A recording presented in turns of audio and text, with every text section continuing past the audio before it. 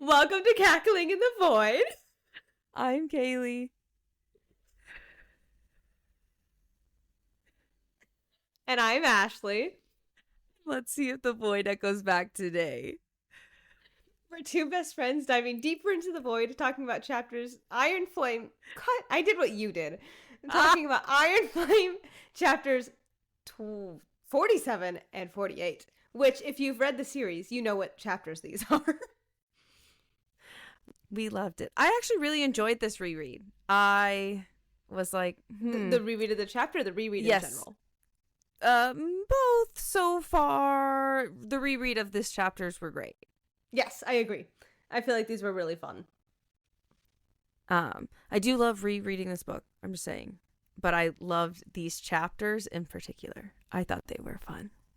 I'm so happy. I also thought they were fun. I feel like there's also a lot of dialogue here that's really interesting that we will definitely be unpacking. I know, which I'm very excited. So starting in on chapter 47. I have to pull up my notes. We are starting off with the challenges. Ooh. I know, which is super exciting because we haven't seen them. We haven't seen them spar Challenge on the much. map. This whole book, if you really think about it. Because the Primera thing was running before she moved. And then, like, they mentioned on the mat stuff just briefly, but it wasn't a big thing until now. Because also, once they got to Tyrandor, they didn't have mats. And what they did was hike and hike and hike and hike and hike.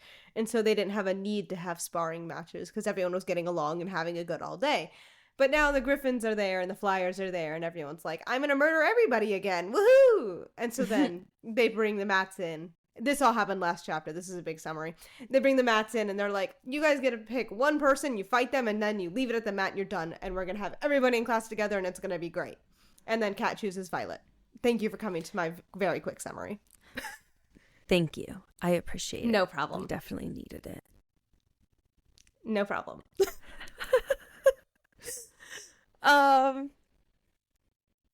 Your necklace is cute. Thank you. I appreciate it. Sorry, I was like getting a little uncomfortable. But Violet and Kat are sparring on the mat. Thank you for coming to our big summary. We are now starting. Let's go. Violet is also trained by Kat is also trained by Xaden, which we also figured out at the end of last chapter, because she's like, holy fuck, this is the same thing. Like, what am I? This is going to be a really hard fight because now we're fighting the same. It's like fighting the same person. Mm-hmm. It's fighting you, technically, kind of. Exactly, especially in terms of style of fighting. So because they were trained by the same person, obviously they had, more in common with their fighting style. And Kat, we get to see her definitely more as a character because we haven't gotten, the only bits that we have gotten from her is from when we were way back in, I don't know why I always forget this place. I don't know why, like, it's really hard for me to remember it. Navarre? No, it's not Navarre. The look you just gave me looked like you're about to murder me. No, because you know what I'm talking about. Aracia? Nope. Takaris's land. Pormeal. Pormeal. Well, Pormeal's like the continent, I guess. Or like I'll look the it up, half Kaylee. of that. Just to it's make fine. You happy, I'll look it up. It's okay. Way back when they were in Pormeal, where we did see that she did mind work and things like that. But here we definitely get to see something a little bit different because as they're sparring, she's really laying into Violet. And she's like, does it bother you that I had him first? And I love how Violet is just so like, quick. Warden? Corden. See? I don't know why. He ascended the throne of Pormeal. He lives in Corden. Got it. So it is Pormeal. Corden specifically. Yes. Okay. Anyway, sorry. Continue. No, thank you. I appreciate it. really laying. I love how. I'm so sorry. My thoughts got jumbled for a second. If you can't tell, we're all over the place today, but it will give you a very fun, chaotic episode. So stay tuned because it can only get better from here, honestly. How can it get worse? I can't tell you. Our thoughts are jumbled 5 minutes in. What do you mean it can get worse? First of all, it's not actually that worse, or it's not that bad. See, this is what I mean. Nothing's coming out right, and it's okay. Here we are, though. I think it's honestly great because our schedules are different right now. Yeah. We normally film at like 4 a.m. for Kaylee, 7 for me, and it's 4 in the afternoon for me, and 1 for her. So. Yeah, and 1 p.m. over here. So I just feel more energized. Odd. Yeah, maybe it's more energy. I feel odd. I have more energy. Yeah, maybe that's what it is. Maybe I'm just like not exhausted. Wow. Yeah. What do you know? We're not waking up at 4 a.m. That's crazy. I know. Anyway, so they're fighting on the mat. And you already said this. Where did you pick up? I was busy looking at the thing. So you see what I mean? I love they were fighting. And yes. I already mentioned about Kat's first part, and I was going to say, I love how Violet is so quick to retort. It doesn't bother me because I have him now. Mm-hmm. That's where we were. Yes, thank you. Okay, I'm caught on. And I do remember you saying that you like how we see her as a person because we haven't seen her really. We've seen her at drop-offs once, and then we've heard about her, and we saw her in Poor Meal. Corden. Yes, in Corden. And okay, I'm caught on. Thank you. Yes, I also agree. I do like seeing her as a person. It's quite nice, and it's also very interesting to see this interaction. Kaylee and I made a good comparison, and I don't know if we want to bring that up quite yet. No, we will wait. We can talk about that when we talk about that series. So stay tuned. I think it'll be a very interesting point.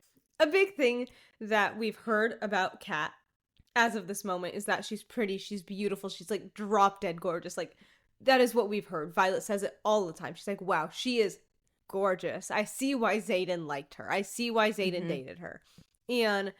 But one thing, and that's not that the only thing that we've known about her, but it's a big point that's been made and is a big thing. But one thing that both Kaylee and I really, really appreciate is in these chapters, not only is she pretty and kind of using that, like being a strong woman by being pretty, but she's a strong woman because she has that personality to be a strong woman. And like, she's very upfront, she's bold, and she knows what she wants and she knows how to get it. And not just because she's pretty, but because that's who she is. Mm-hmm. And she's just smart. And she's extremely smart, and she uses I said it in the car, but she uses like the patriarchy's framing of women extremely well. And it's not to say that she's not necessarily a quote unquote bad person. She's extremely manipulative. We're seeing it firsthand. That is technically like her signet is like emotional manipulation. Which I know we've said it. I think it was last episode or something. That's a great signet, though. If you really think about it, you can, because he even says it's a little bit later, but if you're reading along, you've read these chapters. He even says you can go from like peaceful to rage within a minute or two if she gets in your head. And so she can drive you to insanity. Like, so quickly. And that is such a big advantage in a battle, especially if you don't know that signet and you don't know what's happening, which most of the time people don't know what's happening. And so it's a very interesting, and that's where it's mind work can be so much stronger than a physical violent signet. And we wrote down this quote because it was good. And we're going to be really careful of not touching chords because they're being staticky today. And you know, she kind of keeps going on, and she's like, do you not feel jealous about how I know what he tastes like and what he feels like above me, the weight of him?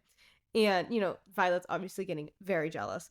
And she's like, I think it really bothers you, me being here where I belong, sleeping right down the hall, still awake at night, knowing that I'm a better match for him in every way, counting the seconds when he is tired from the frail excuse of your body, back to a woman who knows exactly what he wants and how he wants it. She's good at what she does, because we also know, like, the entire series, Violet is called frail, weak, and all of these things. Oh, yeah. She knows that. And she knows that as much as Violet, and as someone that does have, you know, some chronic pain, and I know you do as well, Kaylee, not that you can, as hard as you want, you know, like, hey, you could do strong things, stuff, there's still that little doubt of, like, you know what I mean? I also think that for her, it's not necessarily the fear that other people think that she is frail. I think for her, honestly, what really, like, gets it and, like, drives it home, and why you see, like, the dynamic that Kat is extremely outspoken and forceful in a way, because I think she's, you know, playing on the idea that Violet desperately never, like, in any way, shape, or form, ever wants Xaden to view her as that. Because I think for her, Xaden viewing her as frail is devastating. Yeah. I mean, I can't imagine a partner saying, oh, because, like, her greatest fear is that he's going to leave her because she's frail. Yeah. Kat's playing into that. And so hearing that from a partner would be heartbreaking. Like, I can't even imagine, like, oh, I'm going to leave you because look at you, like, you're so frail. Like, how could I be with someone like that? Like, and especially in this time with war and dragons and all of the things. Like, they need to be strong. It's what they need to do to fight this war. And so then, you know, they're fighting, and Violet has her, or she's pinned on the ground, and then she starts, like, Violet starts punching her ribs where Xaden taught her to punch him. Like, this is where you're weak. Punch here.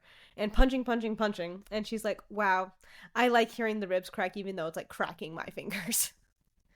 And which is really valid, because at this point, the rage inside of her is just building. Violet is going through so much, like, emotional distress, because she is very openly like, I just don't understand, like, why you're obsessed with fighting over this man. Like, yeah, like, what the fuck is wrong with you? She openly says, like, I'm sorry that he doesn't love you. Yeah, like, it's not my fault. Why are you fighting me for this? And, you know, she does say, he's like, of course he doesn't. He's not capable of loving anybody. Yeah, you think I'm so petty? Go ahead, say your statement, then we'll say the next one. No, I know you. Which I think is so interesting that Xaden here, even through Kat's eyes, is a very cold and heartless man that doesn't love anything. Which does show the relationship that he had versus the relationship he has with Violet. Exactly. And he does say, she's like, do you really think I'm petty enough to be fighting over a man? Which I love. Which is something we love, because I know Kaylee and I have talked about it. We're both like girly girls. Like, not girly girls. Yeah, we are girls. Well, I mean, we're girly girls for girls. Exactly. All the girls. All the time. And girls always want girls to support each other, and, like, that's what we got to do.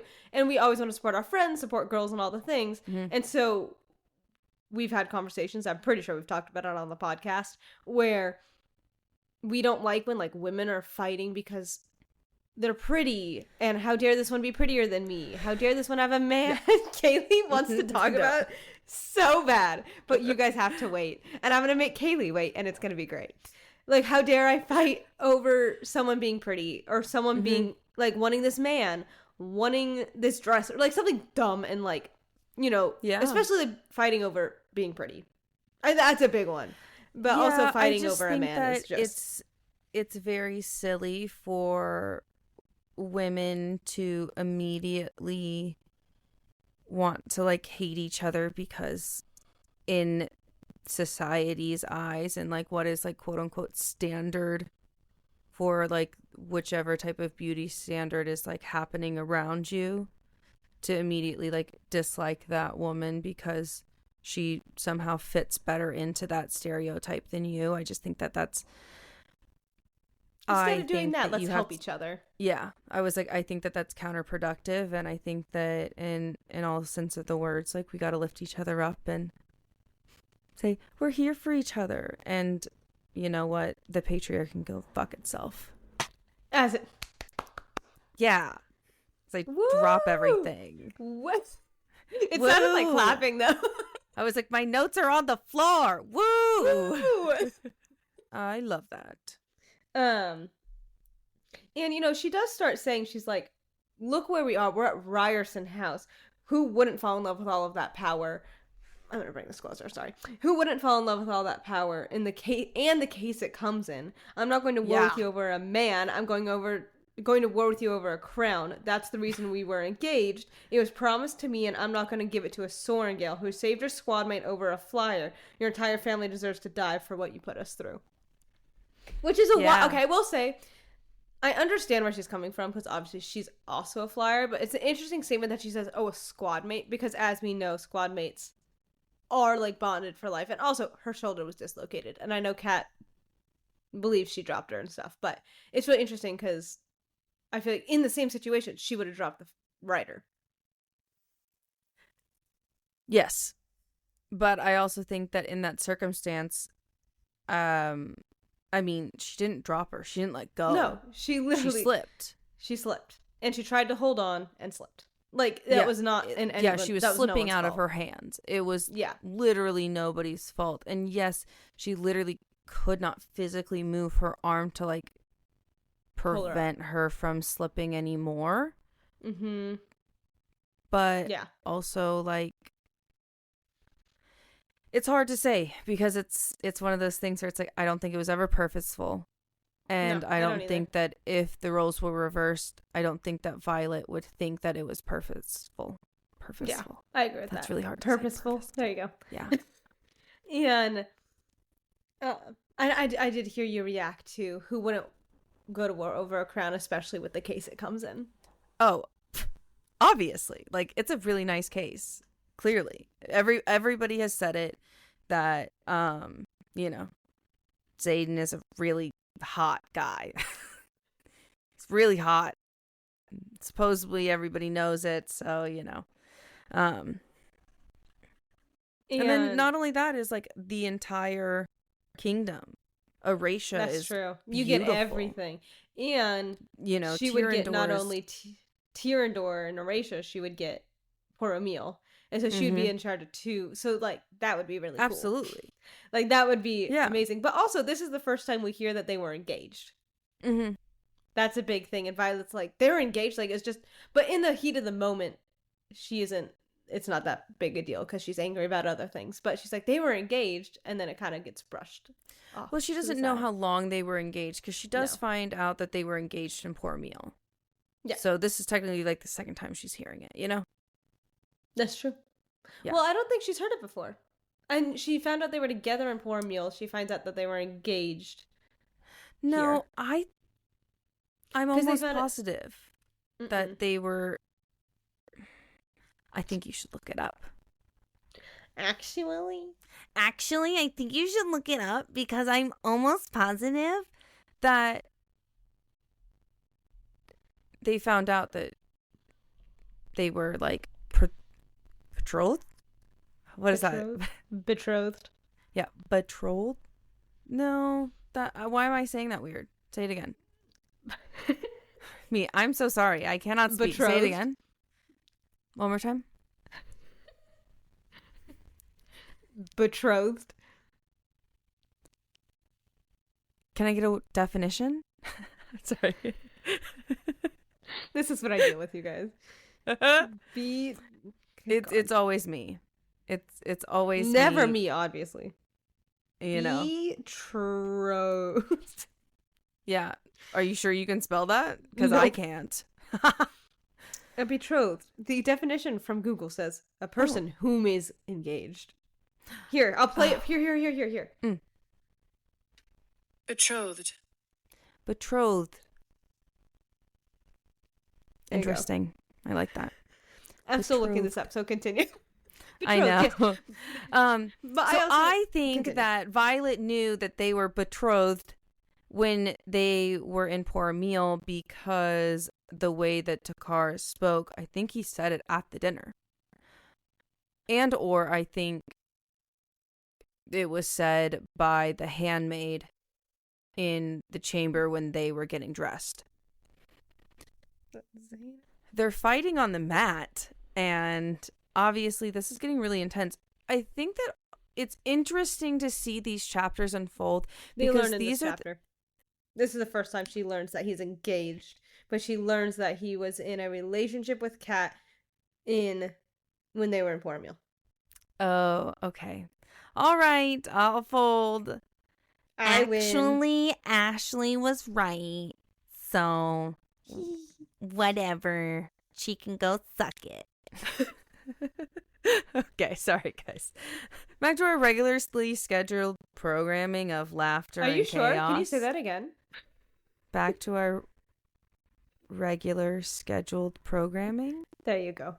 Good job. Did I say it weird before? You really stumbled through it. Yeah, you stumbled through it. You know what? It's okay. It's called Weird Wacky Thursdays.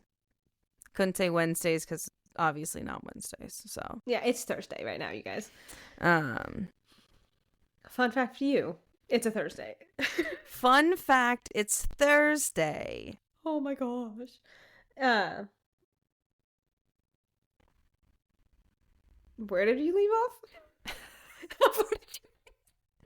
Too busy looking up betrothed for you. Well, we left off when they were fighting because I was like, oh, I don't think that this was the first time that she found out that they were I know engaged. that, but I meant, did you get any further? No, not really. We were just talking about that. Okay, cool.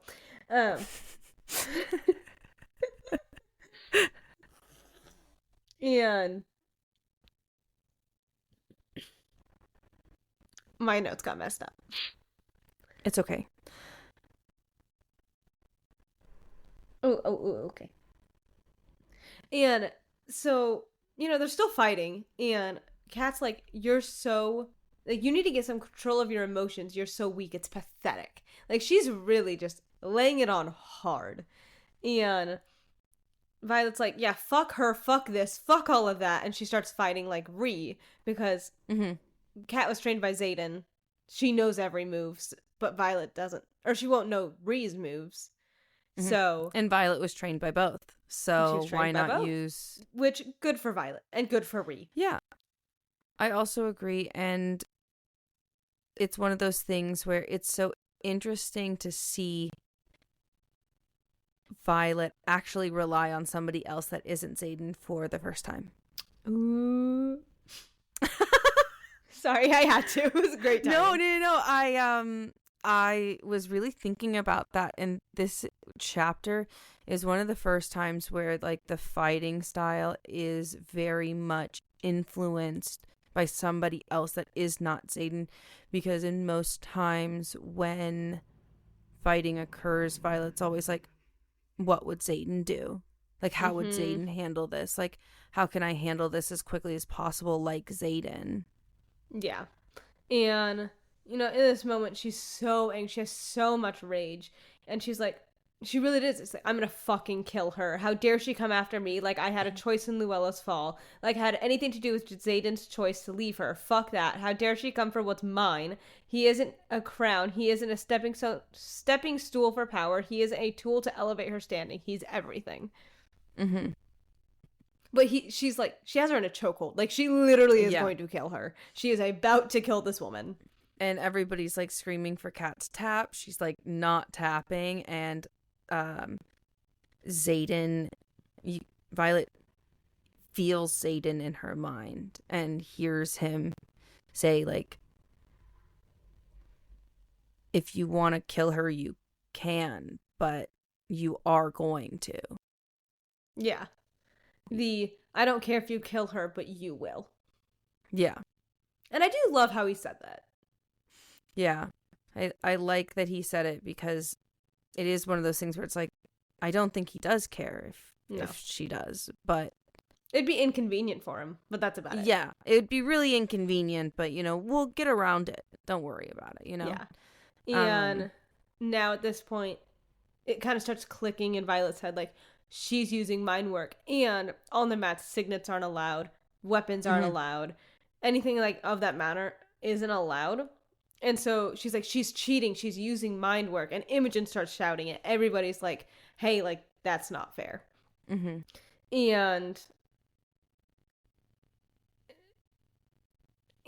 because it's been a week since she's seen Xaden, but she's, like, excited, but also, like, this is the first time Xaden is seeing her in a week, and it's in this state. And you could tell she's upset about that. And for sure. She is saying, she's like, I'm telling my hand to let go, and it's not working. I can't let go. I can't let go. I can't let go. Like, she's really struggling because Kat's holding on to her so tightly in her mind, and now she just physically can't let go of her. And Violet is finally able to let go. Xaden and before Xaden comes and, like, grabs her to hold her and, like, keep her back, she strikes lightning down, like, inside. And Xaden quickly puts it out with all of his woo! His shadows. Thank you. Yes. And it's interesting because Violet is, like, kind of embarrassed, and she's like, how much of that pathetic conversation did you hear? Because and he also has to, like, he throws her over his shoulder, and she's like, I want to fight. Everything in me is telling me to fight, but I know I'm gonna lose. There's no point. And, like, Emeterio's like, get her as far away from Kat as you can. Like, you need to gain distance so it lessens the effect of her magic. And Xaden takes her to the throne room. Throne room. There's another word for it. I put meeting room, and I knew that was wrong, I was like, too. the cabinet hall. The conference room. Assembly chamber. Oh, that's right. I'm sorry. The assembly chamber. And I knew exactly what voice you were gonna do. And they are in the middle of a meeting, and Zane is just like, everybody get out. I'm sorry. They're in an assembly. They're not in a meeting. Oh, I'm so sorry. They're in an assembly, and and everybody, and Violet even says, wow, like, they actually left. I'm shocked. Yeah. And he goes and sits her down in a chair, and that's kind of where the chapter ends. So this is now chapter 48, and Kaylee is probably going to be taking the brunt of this one, and I appreciate it. No. I feel like a lot of it was not. That's true. Caitlin will be taking part of the brunt of this. Yeah. I'll be taking the other brunt of it. And it'll be great. I think Ashley did notes this week, and Ashley did a phenomenal job. Such a good job, and I'm so proud of myself. I am very proud of her. So proud. I good. started the chapter, and I was like, I need to make Kaylee proud and do this. That was literally my thought process. But you did a fantastic job. Honestly, I'm so sorry. I was really busy this week, so thank you, Ashley, for doing that for me. How dare you be busy? I really do appreciate it. I do. I appreciate you, and I'm very proud of myself. I'm also very proud of you. So, it starts off with Violet telling, and we don't hear this part, but it starts off with Violet finishing up what Kat said to her, and Violet, like, immediately is like, I can tell he has the look of he's scanning me to make sure I'm okay physically, and, like, every part of me is, like, put together and not broken and falling out, and all of the things that her body loves to do. Normally does. Yeah. And he, like, backs her up and makes her sit down in this chair, and he's like, nothing I can do. This chair. Because we don't know what the chair is, Kaylee. Is that what they say? Yes. In the chapter, it's just a chair? In the beginning? In the beginning. Okay. We can call it a chair. Yeah, it's cool. Forcing me to step back so the backs of my thighs hit the chair behind me. That's it. Fantastic. Okay. You're welcome. I just wanted to know. And he's like, sit down. Like, sit. And he's like, nothing I can say is going to erase the words in your head. So sit. Like, you need to sit, please. And he's like, we'll do the talking afterward. And, Violet's still obviously really upset. She just had all of her emotions tampered with. And she's like, she wants you for her name, or for your name. And she's like, I know, and you love me in spite of it. It's one of the many reasons I will always choose you. Just so... Okay. I'm not gonna lie. I don't like love. Love is disgusting, but also, Kaylee, oh, but that's kind of sweet. I'm not gonna lie. If someone said that to me, I would also be a puddle on the floor. I would also fall for that man, but also love is disgusting. Yeah, love is disgusting. It's gross, and I don't know if it's actually worth it, guys. Regardless. Ugh. But also, I don't know. It could be fun. But also, they say really sweet things, and you're like, oh, wow, that was so sweet. This is where we know Xaden was written by a woman. Yeah. I knew she was going to say it at some point. Yeah, I think You need a man written by a woman. Me. I love men that yearn. Yeah. I love women that yearn. I love the yearning. But I also hate it, and it's gross, and I don't like love, and it's disgusting. Even though he takes off her boots for her?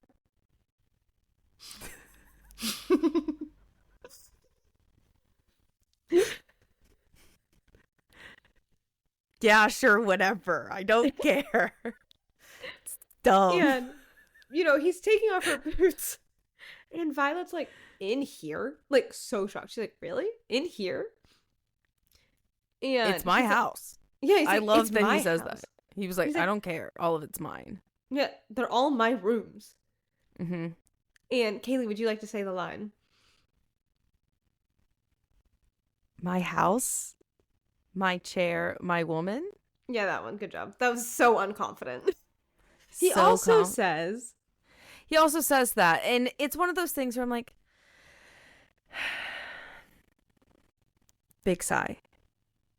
I like that he's reassuring her in these large gestures that really do reassure her, because it's one of those things where I feel like I say it a lot, even like outside of this podcast to Ashley. It is really important to communicate in sometimes the most blatant of terms, because if you don't say it, I'll never actually know that that's what you're thinking unless you're going to tell me point blank period what you mean. Mm-hmm. And him saying that is what that is. Yes, obviously. 6 words. Yes, obviously we can be like, Xaden is kind of being toxic there because like women should never be owned by men. He shouldn't be saying that like, that's my woman. Like, that's weird. Like, absolutely, I agree with that side of the point. But also, I feel like, to me at least, there's a difference between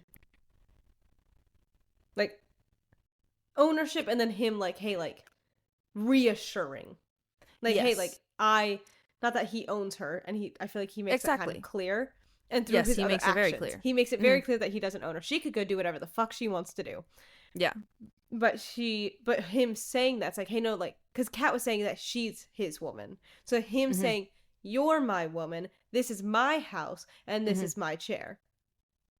Exactly. I could do whatever I want. You know what I mean? Like, it's a very different, because we know his actions previously is not ownership. And that's where that line isn't nearly as toxic as if it was someone that had, like, shown previous, like, oh no, like if it was Dane. Yeah, Ashley, go off. If it was Dane, it would have been a lot more toxic because of his previous actions. Snaps for Ashley.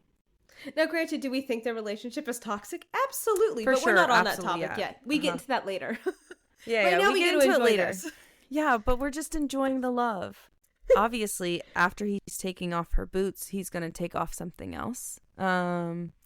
And this is where things get a little X-rated, so if you have any like little ones with you guys, I doubt that you do while listening to our podcast, because we're not No, we're not. We're not we're PG. Not yes, we're PG. We are not 13. We're PG 13. We're PG 16. Actually, we might be rated R because of how many times how much do curse language. a lot. Yeah. I'm sorry. I do think we're rated R. We're 18 plus. Yes. Regardless. Talk in the comments, do you think we're 18 plus? Where's this goddamn quote? Yeah. This is so much. I've really never seen this on paper. Yeah. It's a yes, I know. It's a lot. There's a lot happening. I don't think this quote exists. It does. It just is in like the thick of it, you know. Kaylee. Well, I'm finding the quote after it. And so I'm trying to find I know where it is, I just can't find. Please continue. Anyway, well, he's obviously reassuring her that she is not just a convenient placeholder for him to fuck, that she is everything. And I think that that's what the scene is like mostly about. Yes, obviously they are going to they technically sex. do not fuck. Technically. Yeah, they foreplay is would you just he eats call her it out. that? He eats her out. But so does this just count as like a foreplay session? How does that work in terms of I just kind of always call it like, oh, he ate her out and like made her feel good. Because I feel like there's a difference between foreplay and this. In a way. Does that make sense? Okay. Because they're nothing they more. have oral sex. There you go. There we go. We'll get there. Quote? Where are we at? The oral sex part. That's right. How could I forget? It's true.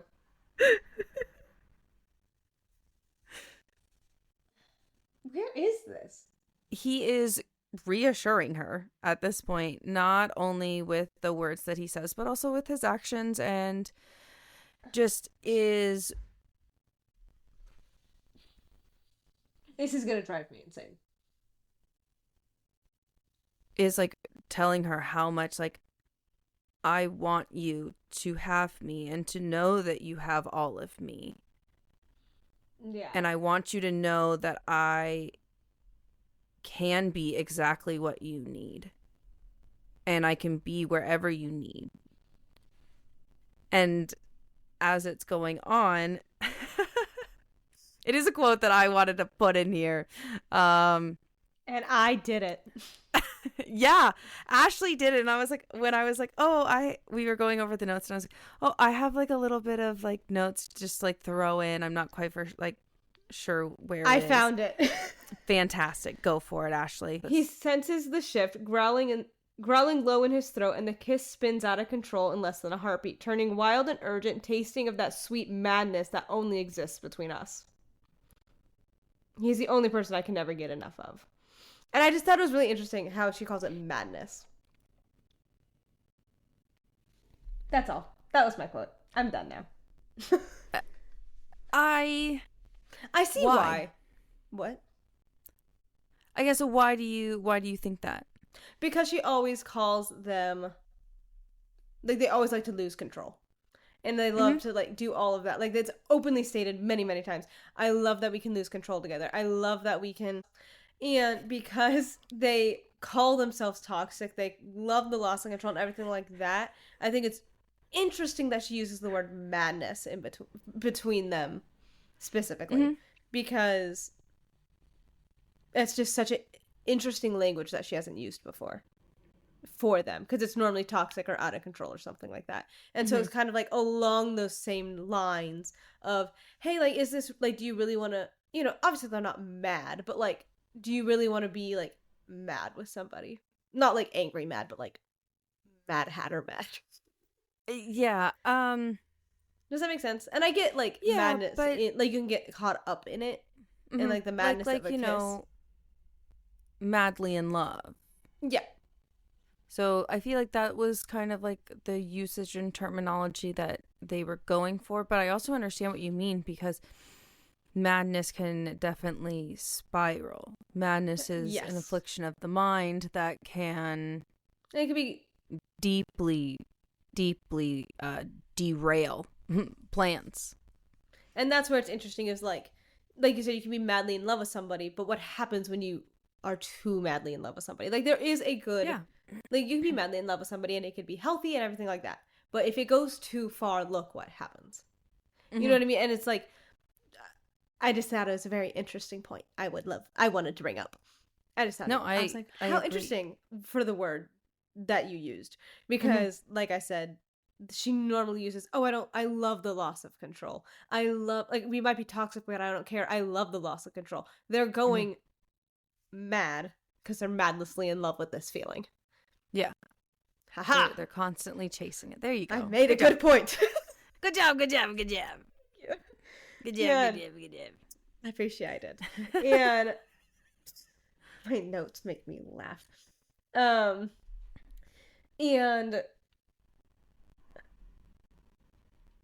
there's already one I know you're gonna have to say. I can't say one of them, but because I won't be able to do it. It's justice, because I know it's okay. But he looks at her and he's like, "This is what I fantasize about when I'm away from you."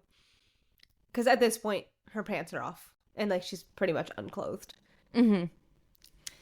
And he's on his knees before her. Yeah. Correct. Yeah. And, she's like, "I want you." And he's like, "You have me." He's like, "I'm here," literally, man. Yes, but I think at this point they both know that it means a little bit more. Oh, for sure. A little bit does. Like, it's that deeper of like the I want you, as in like I want every fiber of your being. I want, to know what you're thinking. I want you to be honest. I want, I like, not only do I want control, but I want to, be able to lose control. Like you were saying that's what they normally do. But I think that it's like in terms of like, I want you as who you are and not who everybody else thinks that you are. Yes. And I do love it for that. And that's what I really love about this scene in particular. Like, I love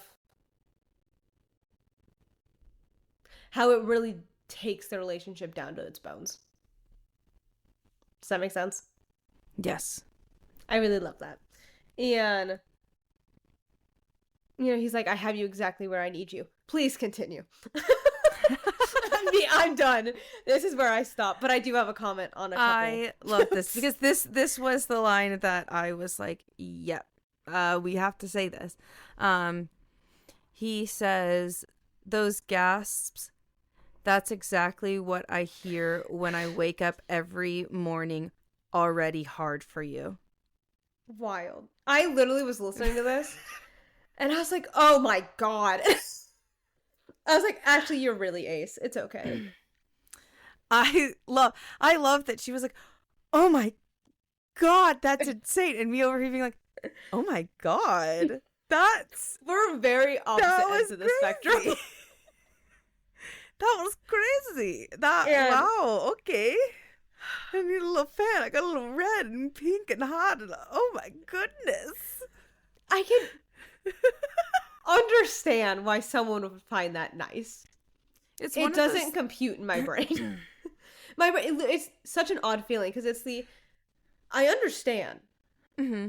I just don't feel it. It's very odd. Yeah. It's a very strange feeling. And that's okay. I'm not asking you to. Join me, ace people.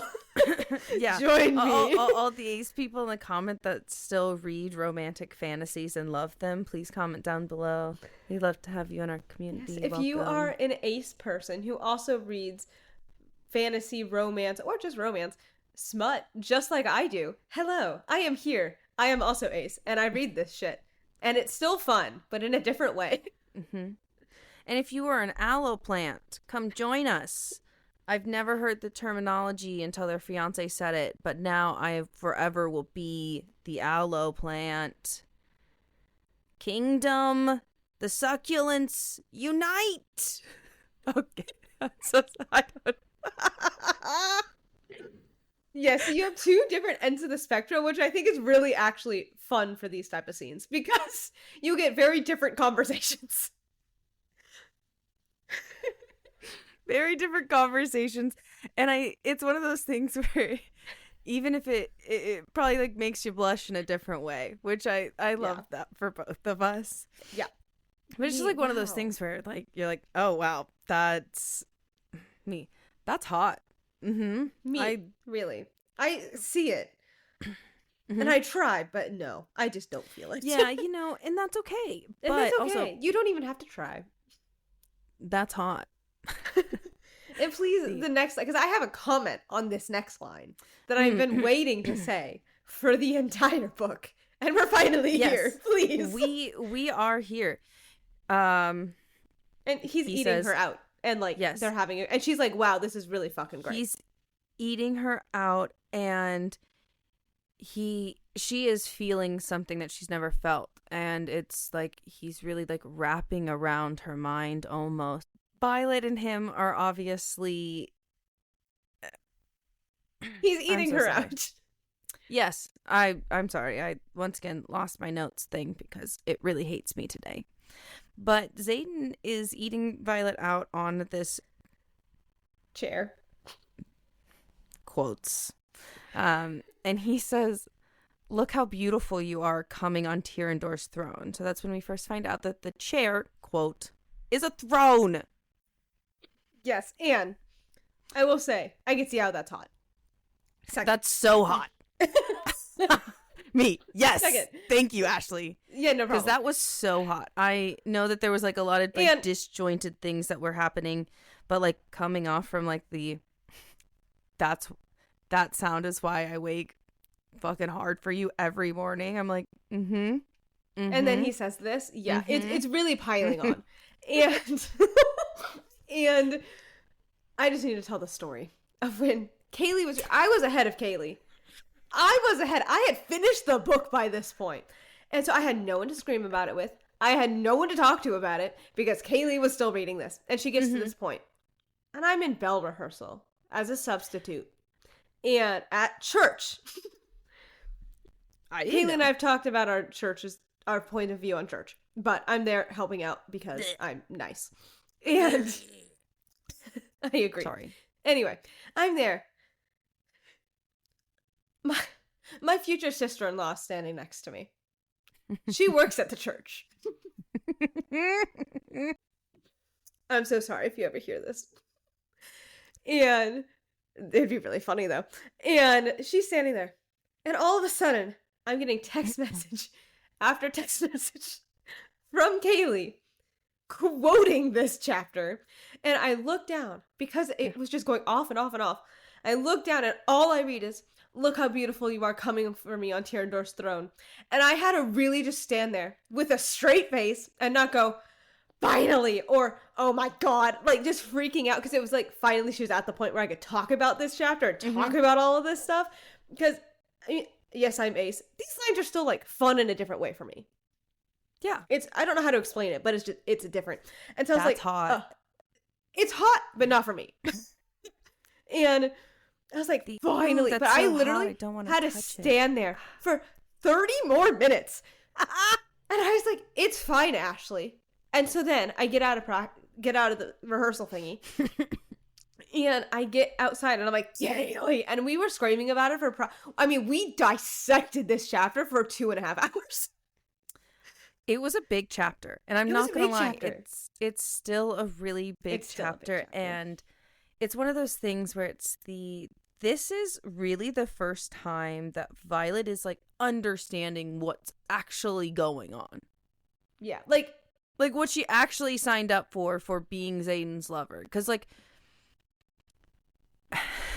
it's really interesting because we see later on they kind of address that, which I think is very funny. But, he says this line and she's like, "Oh my God, I'm gonna die." Like, I'm gonna die. This is it. I'm gonna die. Yeah, I'm gonna die. This is how I'm gonna die right here on this throne while he's pleasuring me. And I do love how he says, like, yeah, every time I'm in the assembly meetings, I'm gonna be thinking about this. And I think that's really funny. I'm gonna be thinking about this, and I'm gonna be thinking about you. I feel like that part, the ending, I'm going to be thinking about you. I'm going to be thinking about you. Yes. Specifically this moment. And I will read this next thing because I have it pulled up. I can do it. Okay. And I will do it not embarrassingly. It's okay. You got this. So then, she all of a sudden feels like onyx wrapping around her mind. Mm-hmm. And it's like, whoa, what is happening? And she's like, and everything intensifies. Her need for him, uncontrollable need. Like, all these big emotions are all of a sudden so much stronger. Okay, I can do this. It starts right off. Okay. I can do it, Kaylee. Tell me I can do it. You got this. I can't wait to scream, honestly. I know. You're so excited. Just no making fun of me. Okay. Well, this is what it's like in her mind. Okay. Mm-hmm. Yes, in her mind, this is happening. In her mind, this is happening. I need to fuck her, flip her over on the arm of this throne and drive into her, but I can't. I need her nail marks on the wood. I need her cries filling this whole fucking house. I need her knowing what I can be for her. Anything and anything she needs. She's heaven in my mouth. Flawless, mine. And she's almost there. God's yes. Her legs are shaking. Her walls are fluttering around my tongue. I love her so fucking much. I did it! Good job. Thank you. It wasn't as bad as I thought. It's just starting. But that's very nice. And also, I say it every time, the narrator in this chapter, she does a really good job. Does a great job. And emphasizing certain words. Mm-hmm. So very good. So very good. But so good. It's so good. So good. We love you. Thank you so much. Yes. And but that like block where it's like, that's his need for her. Mm-hmm. That's what he is feeling. And it's like not even in quotes. So it's not him like saying it to her in the bond. She is feeling what he is thinking and feeling these things. Yeah. And feeling the desire for her specifically because that was like such a big thing. Like at the very beginning, she's like, I'm nothing. Kat is better than me. She is superior than me. She is prettier, she's stronger, she's more capable, she is like not frail. Yeah. And that for her was like one of the biggest things, and for her to be able to feel this physical need that he has for her in all of the sense, and also like to hear his love, specifically the I love her so fucking much. Yeah. Like he's never said that. Like, he says I love you, but like he's never said I love her so fucking much. Like that's to me there's a very big difference. There is. It's like in this moment I feel like she has finally experienced something that she has like wanted from him for so long, and gets to feel like that close intimate connection physically and emotionally. And I think that the emotional side is something that she has always desired. And you know, when they are done, she has come twice now. And I was like, at this point she does come. Because and this is the second time. Yes. And she good for him. Yeah, good for him. Not like just his tongue and fingers. Good for him. Claps for David. And Kaylee's dying. It's okay. If anybody can do this, please reach out. Sorry. I couldn't help it. Okay. And she goes and like opens her eyes because it was very intense. And she's like, he's 3 feet away from her at the table. Yeah. And he's like holding the table. He's like really like so tight. Like everything is very tight. And she's like, that looks really painful. And she, you know, was like, he's like, and she's like, are you okay? And like kind of starts walking towards him. And he's like, don't stay there. Stop moving. And she's like, you really think you're going to get me off twice, let alone whatever the last time was? And I'm not going to do it in return. And he was like, that's exactly what's happening. And She's like, but I know exactly how you need me, how you want me. And she kind of starts re-saying what he said or thought. And he's like, God damn it, I shouldn't have done that. Like, fuck. And she's like, you totally should have. She was like, that was quite possibly the hottest thing I've ever experienced in my entire life. Yeah. And she's like, if you ever want to win an argument, do that. Which is a callback to, like, if you ever want to win an argument, put your hair down. He loves her hair. And she's like, she starts stepping a little bit closer, and he's like, please don't, I'm hanging on by a thread. And Violet's really confused, and she was like, are you gonna, like, clue me in on why you're so keen on torturing yourself? Yeah, and what's actually happening? Yeah, like, what's happening? Can you explain?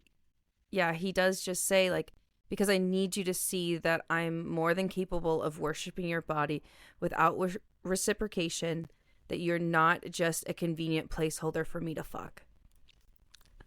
So good. See, I'm here for the emotional stuff. This is what I love. Yeah. So good. But it's disgusting, and I hate love, and it's gross. And I would hate it if somebody said this to me. And, then Violet's like, this is about Kat. And she's like, I know that. She's like, but you don't. And then he kind of makes her sit down again. Yeah. And she's so like, that he can why? help her. So he helps her with her boots. He's like, you're too short for the chair. Too short for the chair. Yeah, which I think is really, honestly, I think that it's kind of funny because for some reason, he's so tall. I imagine her like just like sitting like fully back on the throne, just like kicking her feet. Yep. Like, and it's been confirmed that he's funny. 6'4" and she's 5'2". Everybody know their height difference is really big. I'm so. Yes, Kaylee. Kaylee's screaming. Let her scream. And Violet does say, she's like, I don't like not reciprocating. I had no idea. I'm so sorry. Okay. I'm so sorry. Yeah, their height difference is huge. And I'm 5'2". That's crazy. I'm 5'1.5". I know, but like regardless, like 6'4". Yeah. Do you remember how tall Max is? Yes. That's the height difference. You and Max is the height difference. So Ankara and Max. Yeah.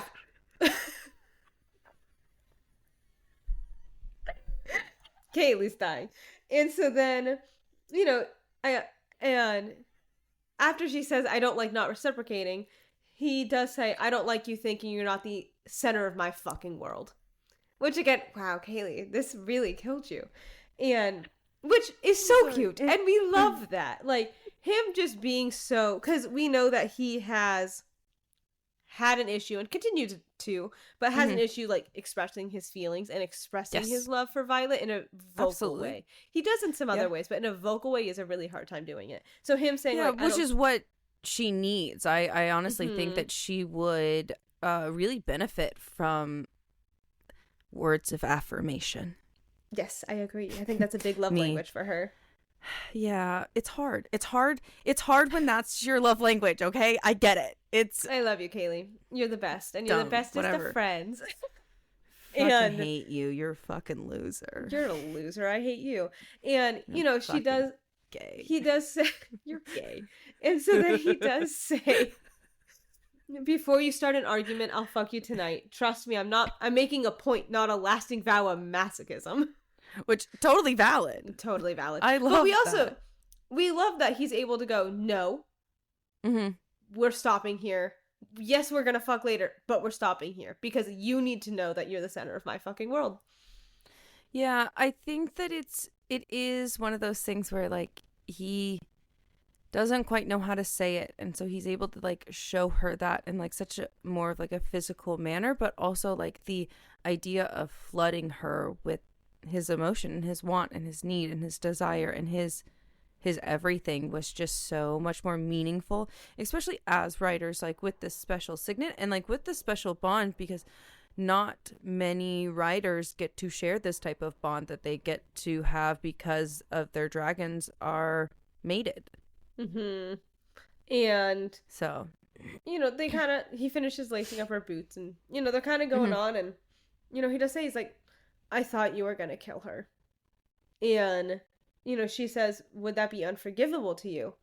And he says, nothing you can do or whatever you will do will never be unforgivable to me. Which I think is so interesting. So interesting. I'm very curious about how that's going to be played. Mm-hmm. I feel like that's just such an important line that she will never. He does not have a line. No, he doesn't. And it's one of those things where, like, I mean, we even saw, like, earlier, like, when, like, he lied to her, that she was like, I don't know if I could do this if he's going to continue to lie. Like, I don't know if I can do this if this is what's going to happen, which is, like, so hard, because it's do I actually leave him, or do I work on it? Do I work on this, And, he does say, he's like, you're the only woman I have ever loved. Mm-hmm. And she says, well, you were engaged. And I don't even know how long you were engaged for. And he finally... We were betrothed. And he was like, which is different. We were betrothed. He was like, at least to me, it's different, because it was an arranged marriage. And he was like, to me, and there's a difference between engaged and betrothed. I believe the same thing. Mm-hmm. I am of the same belief. I do agree. And they, like, he does say, like, I would have told you if you would have asked. That's the problem, and that's why we're here, is you don't ask, Violet. Like, when we're together, we don't have deep conversations. You don't ask me these questions. And that was kind of like the, quote unquote deal that they made, is that Violet could ask anything if she wanted to know. Mm-hmm. And he's like, you don't ask me about my exes. And he also, like, well, she says that. She was like, that. Yeah, Violet says, well, you don't ask me about my exes. And he just says, because I don't want to know, which is probably the reason why you, Violet, have been avoiding asking me some questions. But I'm sure we can just let that go. Yeah, let's go with that. Yeah. Yeah. But sure, like, let's go with that. And just ignore that, like we usually do. And that seems to be working for us. Which I think is so funny, because the dripping sarcasm from the entire line is spectacular. So big. It's great. And I know we've talked about it. Absolutely, and so spectacular. It's so good. And I know we've talked about it, and I'm going to say it again, because of course I am. Mm-hmm. I really, really love how she writes these type of scenes. Like, they just went from having, great oral sex and everything like that, and, like, being the, in quotes, perfect couple that everybody loves in these books. But now like, they're these having big passionate moments. Yes. But now they're like, okay, we're having a real conversation that in real life, this would happen. Like, okay. You know what I mean? Like, she really writes, they were just at, like, their most vulnerable, Which and now happens. they're at their most vulnerable emotionally, and they're using that to have a conversation, and it's a hard conversation. They're calling each other out on their faults, and I really, really love how Rebecca Yarros writes that, because I feel like I said, a lot of authors and a lot of books in the romantic series, once they've become fated mates and everything like that, not that everything is perfect all of the time, but everything is perfect all the time. Now that they're fated mates, yes, they go through some hardships, can go but wrong, it's never, and nothing will ever break their bond, Because, and that's what I love about this is, yes, they're mated in a way, because, like, not mated, that was wrong. They are connected, they're bonded, there we go, in a way. Yes. Because of their dragons, but they can still be friends. They're making the choice to be together, which I love. Yes. I'm so here for it. Yes, that is correct. I'm so here for not fated mates. He's, like, dripping the sarcasm all over the place, and he, like, just kind of openly says that, kind of starts telling her about what's going on, like, with Kat and what kind of happened, and says that the betrothal started, like, when she was 20. They tried it out for, like, a third of a year, kind of. Three-fourths of a year, and they found out that they were really just not compatible. And not only that, is they found out that Takaris was not going to give them the luminary anyway, and that he wanted them to use the luminary in Poor Meal in Corden. See, I remembered. I'm so proud of you. We're gonna not forget it now by the end of this podcast. And she's like, but you guys like had sex, like you guys like were in love. And he just openly says, you don't have to like somebody to fuck them. Which he does. Yeah, this is where we're on very opposite ends of the spectrum. Yeah, I know. Ashley feels very differently about that, but yeah, no, I agree with that statement. I can understand. Again, I understand the concept. It does not compute to brain. Absolutely, and I think that that's just part of the. Also, like, number one, I think that is like just, you know, conditioning of culture. Like, hookup culture now is kind of gross, and you know, it is what it is, and you know, that's why I've never really, I mean, I have never been in hookup culture, so. I love that shit for you, and you know what? I hope that you never have to ever come out here. I never will. I promise I will never be in hookup culture. You know, standing here, it's okay. I'm sorry. Honestly, I'm literally just hula hooping alone in hell. That's literally what I feel like. It's fantastic, and I love every second of it. My dog is everything.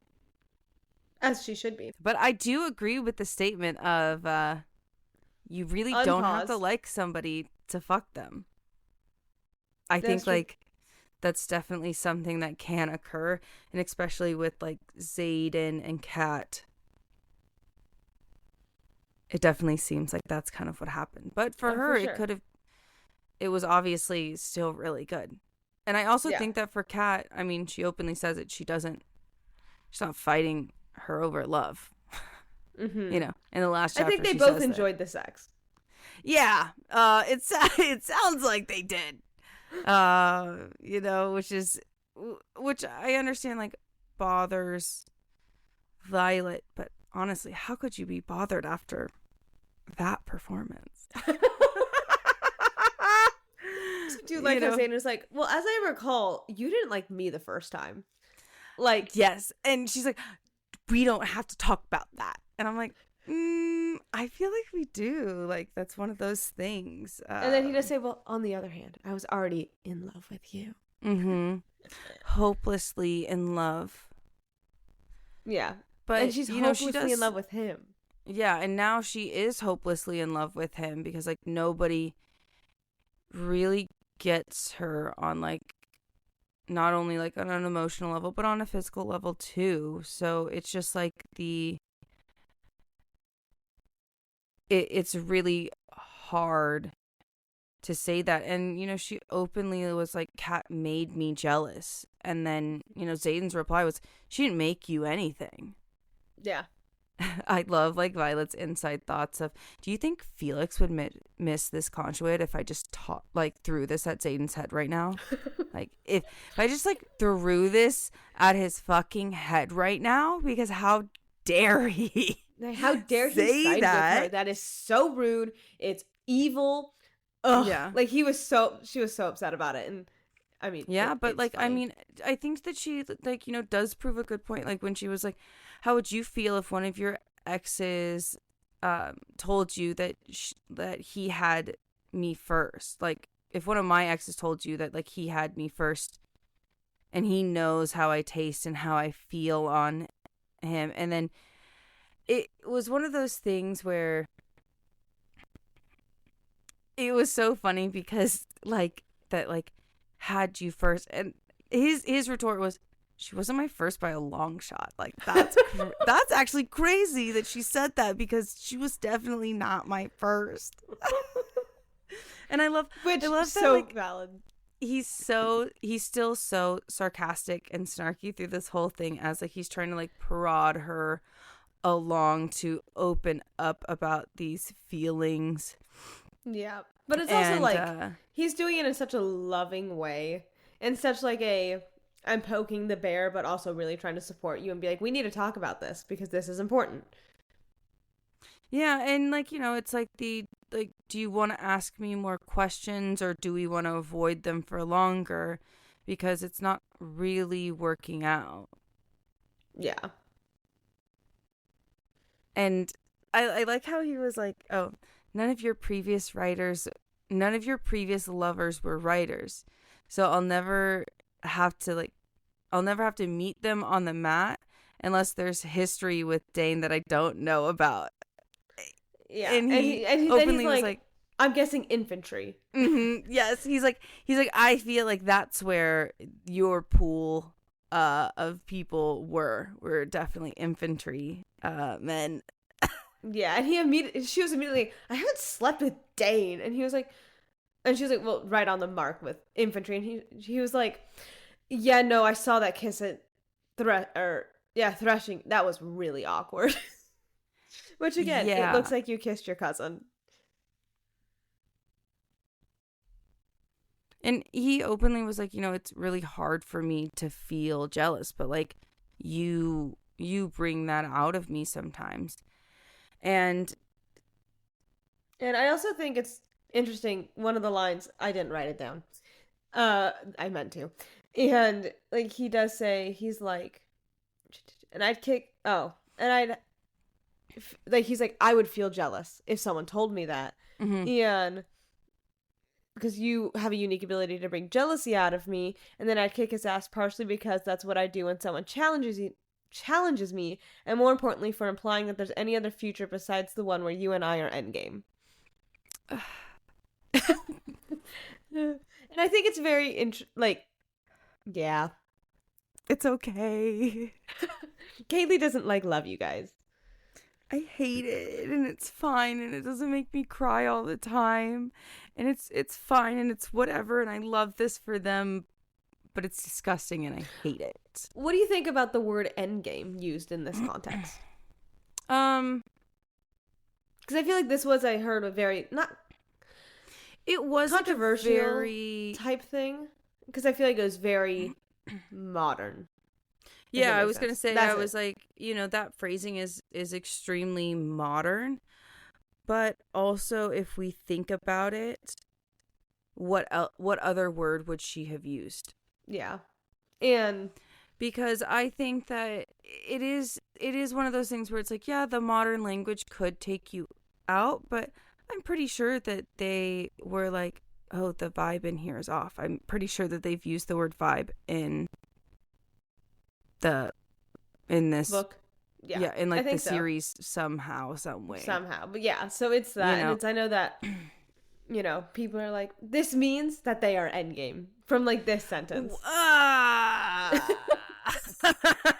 Don't worry, for people reading along, when we get to the end of Onyx Storm, you'll hear everything we're talking about in spoilers, and you will be so excited. Actually, you'll probably hate us, but that's okay. I think I will hold my comments until the spoiler section. I'm gonna write it down.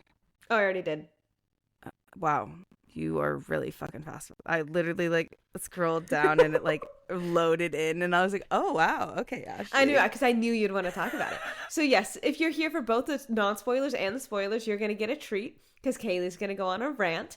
And if you're reading along and you're not here for the spoilers, don't worry. You'll still get a treat because you got to listen to this entire chapter. Yes, that's a big treat. It is a big treat. This is a fun chapter. It is. It's such a big treat. And it's one of those things where it's like, we actually finally get to see like the dynamic change a little. Like, I do think that the candidness of it is, I love it. It's so raw. Very. It changes their relationship a little bit. Not that it's not toxic. I'm just saying it changes the dynamic a little bit. And I do also like how the roles were kind of reversed, where Violet's like, I want him to talk about his emotions. I want him to talk about these things. And now she's the one kind of keeping it in. And he's like, hey, like, we need to talk about this. Yeah. And he does say, he's like, what else were you feeling on the mat? Like, really trying to get this out of her. Like, really, like, we need to talk about this so I can help you feel better and explain what was happening. And she's like, I was feeling anger, inferiority. The other Jealousy. word for anxiety. Well, Oh, well, the other word for anxiety, anxious. Sorry, that's literally the same, just in a different. Sorry. I Nervous. think I was thinking of inferiority, but jealousy. Like she kind of starts listing what she was feeling. Yeah. And you know, she does say, she's like, well, she pointed out the fact that you're a Ryerson. And yeah, because he was like, you're gonna have to explain the inferiority. I thought we covered that last year. Like, and you're the most powerful cadet. Like, why are we jealous? And she's like, well, it's nothing to do with Matt or the cadet yeah, it's like it's nothing. She's like, I'm not inferior. I know that for a fact. I know that I'm strong in that. It's because you're a Ryerson. And he was like, yeah, you knew that. Like immediately. Well, like that's the thing. Like okay. Yes, Kaylee's upset about it. I'll say my side, Kaylee. You can get mad. Yeah, no, you go for it. You start it off, and then I'll interject every once in a while. Oh, okay. Well, the reason I think that is the reason I think it. Let me find the. So here, quote. So as she finds the quote, I will start talking for a second. I just think that everything that like Xaden says during this chapter, especially when he's like, you knew that. It is point blank obvious. She knew that. She knew that he was a Ryerson. And here's the thing is like, she should have understood what was going on. But I do understand like in terms of like Besgaith shields you. You know, you're in like a very controlled environment. You're like led to believe she only knew that. I cut you off. I apologize. Please. Oh, no, it's okay. I was going to like let you continue. Like she only knew him from that type of context and not the context reframing of, oh shit, there's an entire revolution and there's this entire underground country that is still being run and working to this day, because before she literally thought that it did not exist. So yeah, and like she didn't know it existed, and like she knew him as the son of a traitor that like went against the country. Like that's all she knew about him. Like she didn't know anything, and like I mean, she did know in terms of certain things. Well, that's true, but like I just think thought the kingdom was like dead. Like she didn't know that she knew that yes, he was like the leader of this. He would be, but she thought like, oh, that kingdom's fallen. There's no more people there. There's no more continent. Like it's gone. And obviously now we know that that's not true. Yeah, in her defense, but also at the same time, yeah, she fucking knew. Did you find the quote? And he does say, she's like, well, you called this a throne? Like, are you king? And he was like, fuck no. Okay, well, technically, yes. By birthright, I'm a duke. But Llewellyn is the one that covers all of, like, the governing and the... Yeah, that, like, governs Erasure right now. And, like, handling and is completely fine. Like, I don't want to touch it. I'm fine. And, you know, she... And he, you know, you can tell, like... But also... Imagine dating someone thinking they're, like, in quotes, an ordinary person, and then they're, like, the Duke. Like, that'd be really, like, whoa. You know what I mean? Like, holy shit. Here's the thing, is she always knew that. Because she knew first of all, she knew his name, and he talked about his birthright, and he talked about Erasure. She fucking knew. It's not like she didn't. Yeah. So I understand when he looks at her point blank and was like, yeah, you knew that. Yeah. I'm confused about why this all of a sudden is new information if we already knew that. Yeah. Like, I'm confused. Yeah, and like, so not everybody's confused in this situation. Yeah. I understand where Xaden is coming from. Absolutely. A lot more than Violet having an epiphany. Yeah. And, you know, she, you know, after this, she's like, I kind of liked it better when we didn't have to discuss feelings, which I know is going to be a big thing. But I'm going to continue and say the little monologue, and then we can discuss and, like, tear open that. Because I feel like that's really important. I feel like it's really important. And I know Kaylee's about to scream. She immediately knew I was probably going to say something. Immediately. I knew exactly what was going to happen because we're both going to talk about it. But let me read this really quick. So Xaden, and I remember loving this in the first read, and I loved it the second read. Sorry to inconvenience you, but this year the role of Violet Sorrengail, and he points at her, will be played by Zayden Ryerson, who will drag her kicking and screaming if he has to into a real relationship with real discussions because he refuses to lose her again. If I have to evolve, you do too. Which, go off, Zayden. I love that. But also, okay, the fact that she was like, I liked it better when we didn't discuss our feelings, really, once again, proves how toxic they are. And that's where I brought it up earlier, the word madness was really interesting because they're so madly in love with the physical aspects of each other, but now they're kind of going and, like, they're so unhealthy in the emotional part. And they're just going mad. Yeah. Because of it. Like, that would cause me to go insane. Like, if it was if let's say, like, we claim that we love each other emotionally, physically, and all of the parts, but yet we're not wanting to talk about our feelings, that would cause me to go insane. Like, I would literally go insane.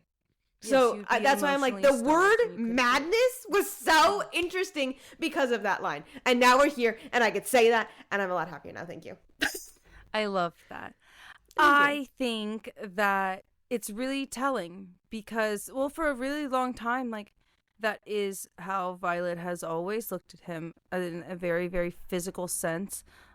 We see it throughout not only the first book, but also this book about how much she's like, oh, I crave him. Like, I want him close. I physically need him here.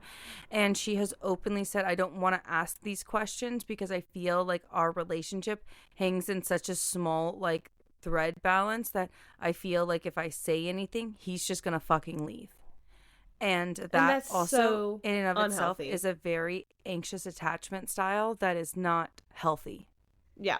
Because, there's the three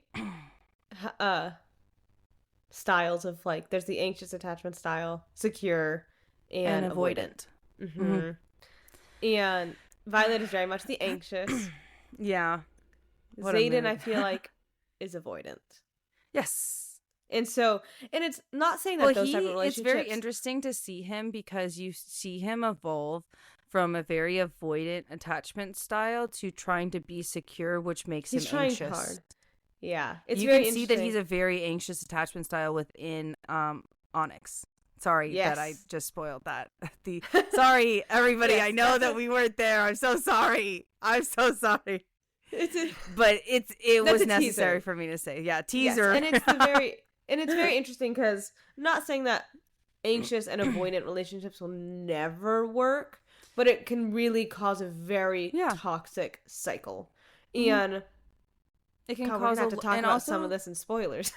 Yeah. It would also cause, like, a very large rift in a relationship regardless, because you're not actually getting, like, fed, quote unquote fed, the way that you need to be in all parts of the words, whether, like, it be physical or, like, emotionally. Yes, Ashley. I just had a thought that I have to hold until spoilers. I love it. Yes. I love it. I'm so excited. I'm so excited. I had a thought. But it is very interesting to see. Write it down. Did you write down that thought? I did, yes. Okay. And it's very... write it down. And it's very Write it down. I want to hear it. It's very, very interesting to see a relationship like that and its faults in...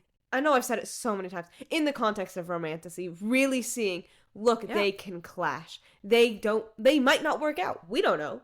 Yeah, they really might not work out because, like you said, they are technically choosing each other. They're choosing each other. They're not they're not fated where it's like, yes, they are not fated. The universe chose us to be together. Choosing each other. The more I think about it, the more I really, not that I dislike it, but I dislike it. Fated me. God, I sit on it and I'm like, I really don't know how I feel about it.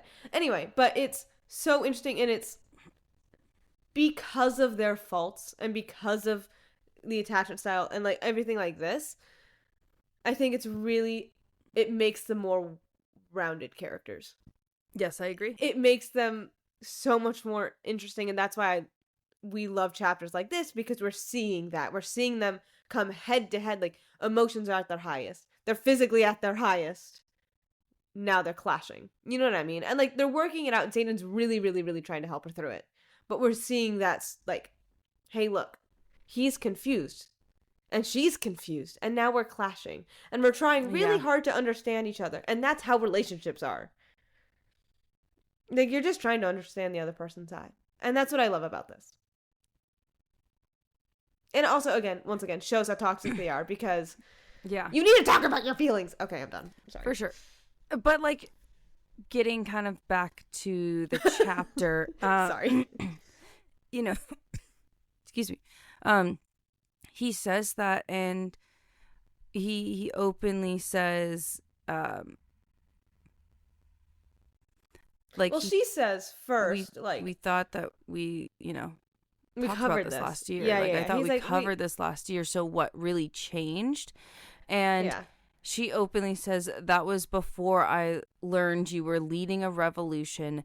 And a beautiful aristocrat with her pretty eyes would show up half naked at our door in the middle of the night. And he was she has to tell me, and she has the nerve to tell me that you don't like me, because you actually just want to fuck, like you just like fucking me. Yeah. And I do love his retort of, well, I do like fucking you. Yeah, I love it, actually.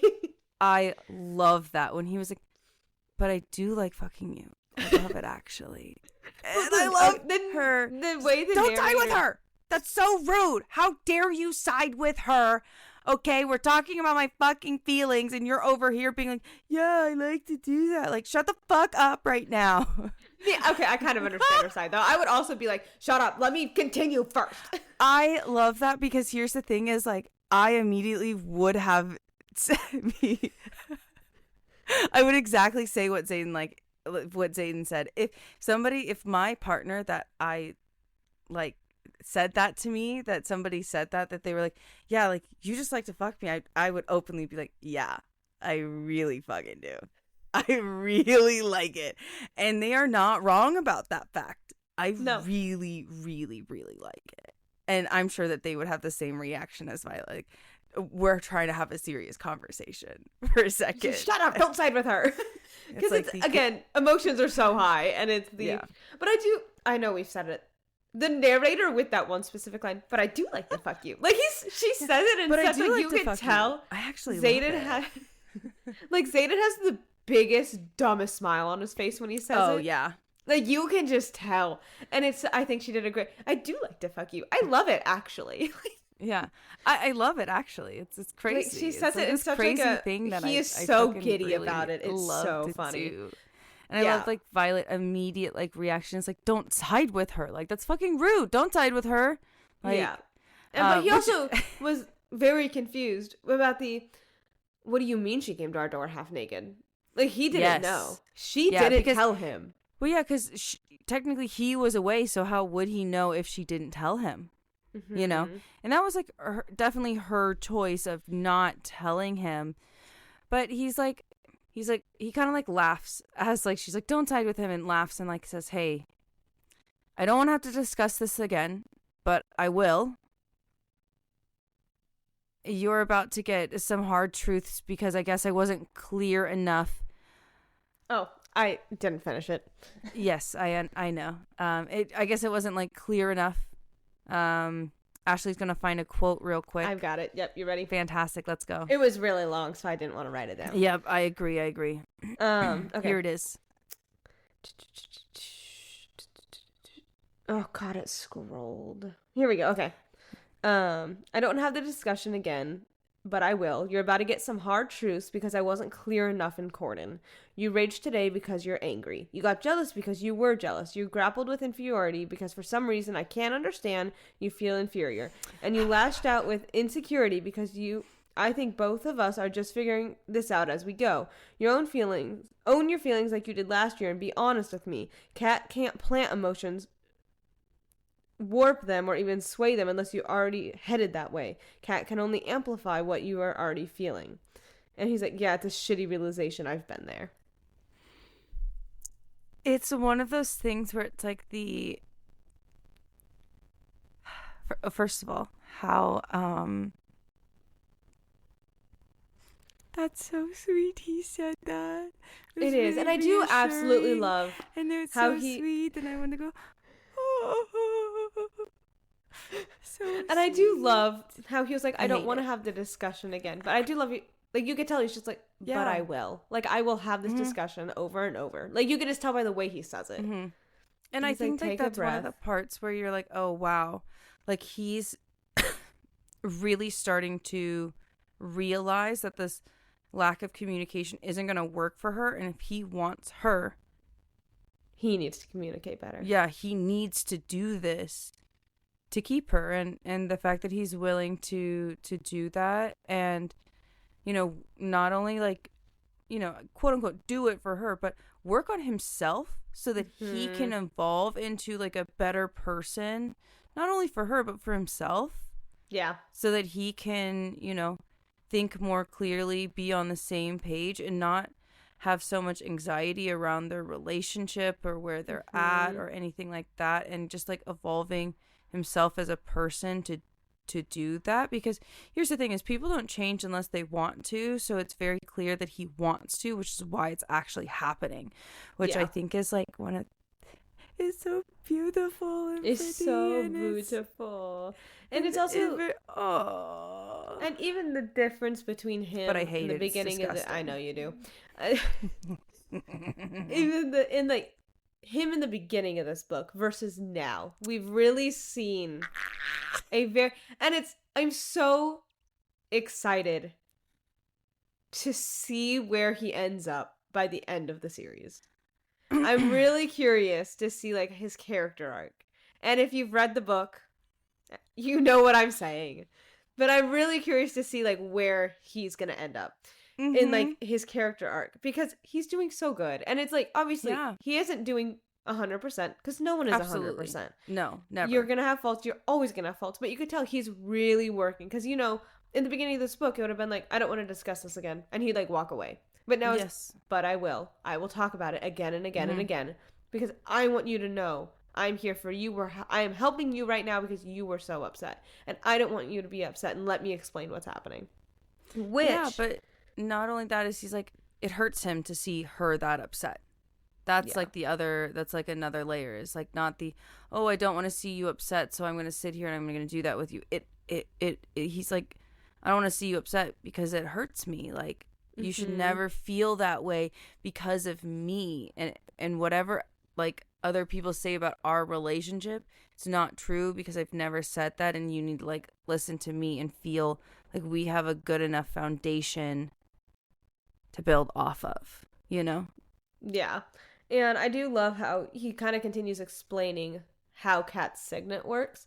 And I really do love how this is. Yeah. She could take you from irritation to full-on rage in the span of a minute or two. And yes, she's really fucking powerful, but so are you. But the only weapons she wields are the ones you hand her. You want to keep control of your emotions, you need to have control in the first place. And I love that. This whole conversation at this point is just so great. And I'm about to start reading the entire thing. But it's hard, because it's the first time Violet is coming to terms with, I can't be in control of my emotions. I'm letting Terrence's emotions fully fuel me at this point. And I'm carrying around a conduit so I don't set your house on fire with my own damn power. I failed at the wards, and now I nearly failed tests. I'm making shit decisions, fucking up left and right, and people's lives are in the balance. I keep hoping I'll find my feet, and it's like, this is the first time she's verbalized it. Where absolutely. That she's like kind of fucking struggling. She's struggling. She's having such a hard time, because even Xaden, I love what he says to respond to that. It's the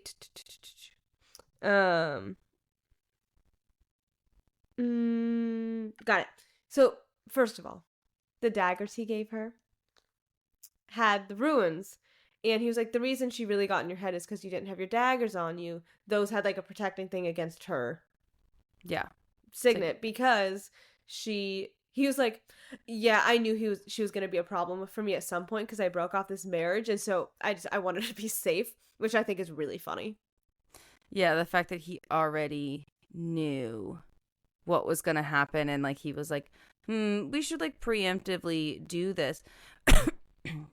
But so interesting that their mental shields does not block out Kat's power, but runes do. Isn't that interesting? Yeah. Yeah. And then...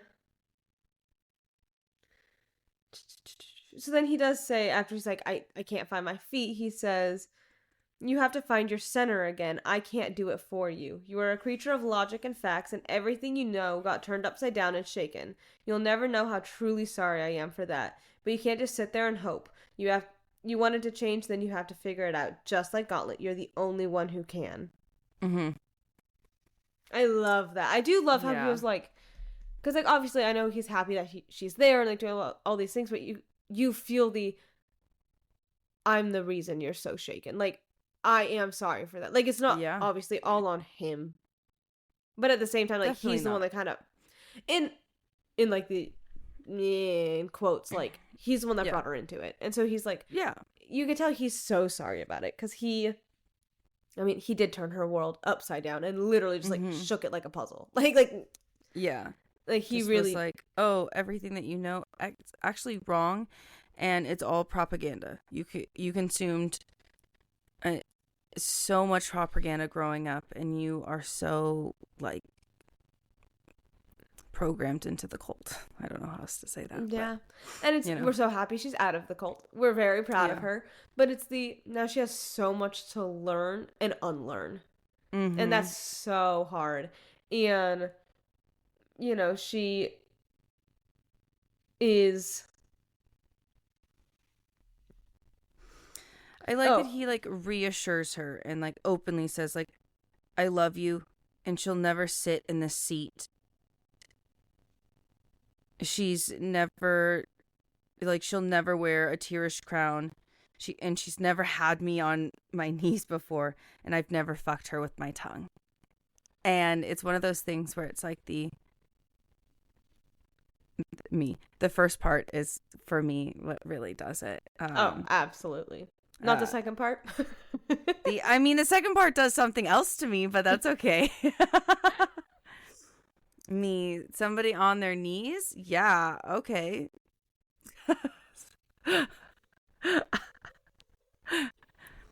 It's like insert really bad thought here. Just me being an aloe plant. It's okay. But it is really sweet how he's like, she'll never sit in this throne. She'll never wear the crown. Yeah, like she will never have this. This is yours. And he's saying it without like technically saying it, but he's openly like, this is yours. Yeah. Like, because you will be my wife at some point. Yeah, because I am yours, you are mine, and this is yours, and this is ours. Which I think is like one of those reassuring things that Violet really does need to hear. She also needs to hear that she's a better Lay. For Violet, that really matters. Yeah. I mean, but also just from how Kat was talking about, like, oh, he likes fucking me more. He likes doing all this. It was probably really nice for her to hear, like, oh, like, you never did this with her. And that was, like, the best, the hottest thing that's ever happened to me. I mean, yeah, I agree. I agree, Violet. I absolutely agree. And, so they've kind of finished off this conversation, and, they kind of just get into, like, a really, really casual conversation, and she was like, I have class, and he was like, right, physics, and she was like, history, which I'm surprisingly awful at, something about reading all of the wrong books, and, like, now she's kind of having that little sarcasm, and then he was like, well, maybe you should find the right ones, and I just love how he's supportive of that, and, yes, she does say for a blissful second, everything feels normal, and then the chapter ends with him saying, please do me a favor and come to bed early tonight. I'm sorry. He says it like this. Could you do me a favor and come to bed early tonight? Yeah, 100%. That's exactly how he said it. That's how he said it. Okay? Yeah. Because he did not take a vow of mask, Yeah. You said it right. He was like, you're good. He was like, I didn't take that vow. Please come to bed early tonight. Yeah, please. I'm going to die all day and it's okay. But I need you to come to bed now. I love that. And I do love him. I hate it. But it's interesting how she's like, for a blissful second, everything feels normal. Like, she just can't wrap her head around her normal can be different from someone else's normal. Absolutely. And it's just really interesting how, like, again, throughout this chapter, there's just certain, like, oh, I liked it better when we didn't have to share our feelings. Oh, for a blissful second, it feels normal. Because they're just having a casual conversation. And so I think it's just very interesting. Yeah, and that's where the chapters end. So thank you guys so much for coming to our review. I know this was a long segment, but, I mean, it was a very important chapter. It's so good. It was so worth it. I will admit, I do think that these 2 chapters are one of my favorite chapters out of the first 2 books, actually. Yeah, I agree with that. Definitely, like, one of, like, my They're favorite up there, chapters for sure. out of the books. Because, like, I do really like how he's like, no, if I really have to change and evolve, you do too. Like, we're not gonna sit here and do that, you know? Yeah, and it's I'm gonna drag you kicking and screaming into a real relationship. Yeah. Like, it's so well done. Yeah. It's like one of those things where, like, at the end of part 1, when Dane was like, yeah, I understand why you love him, this chapter was like, fuck. Yeah, I kind of get it. I absolutely understand. You would also be in love with Xaden if you heard this. If someone said this to you, you would. Absolutely. I think anybody would be, because it's like such a revolution. Like, it's such like a 180 from how they were last time. And so I think that's why for me this chapter would make me fall for him a lot more. Really just like the strive for communication and the strive to get better and like the strive to evolve with each other is, I think, much more romantic for me than, like, I guess, like, him, like, you know, killing everybody to save me. That's true.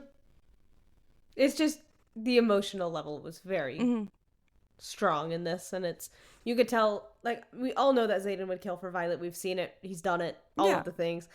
This is the first time he's really been emotionally, like, and they've had that really thick emotional conversation. This is the first one they've ever had.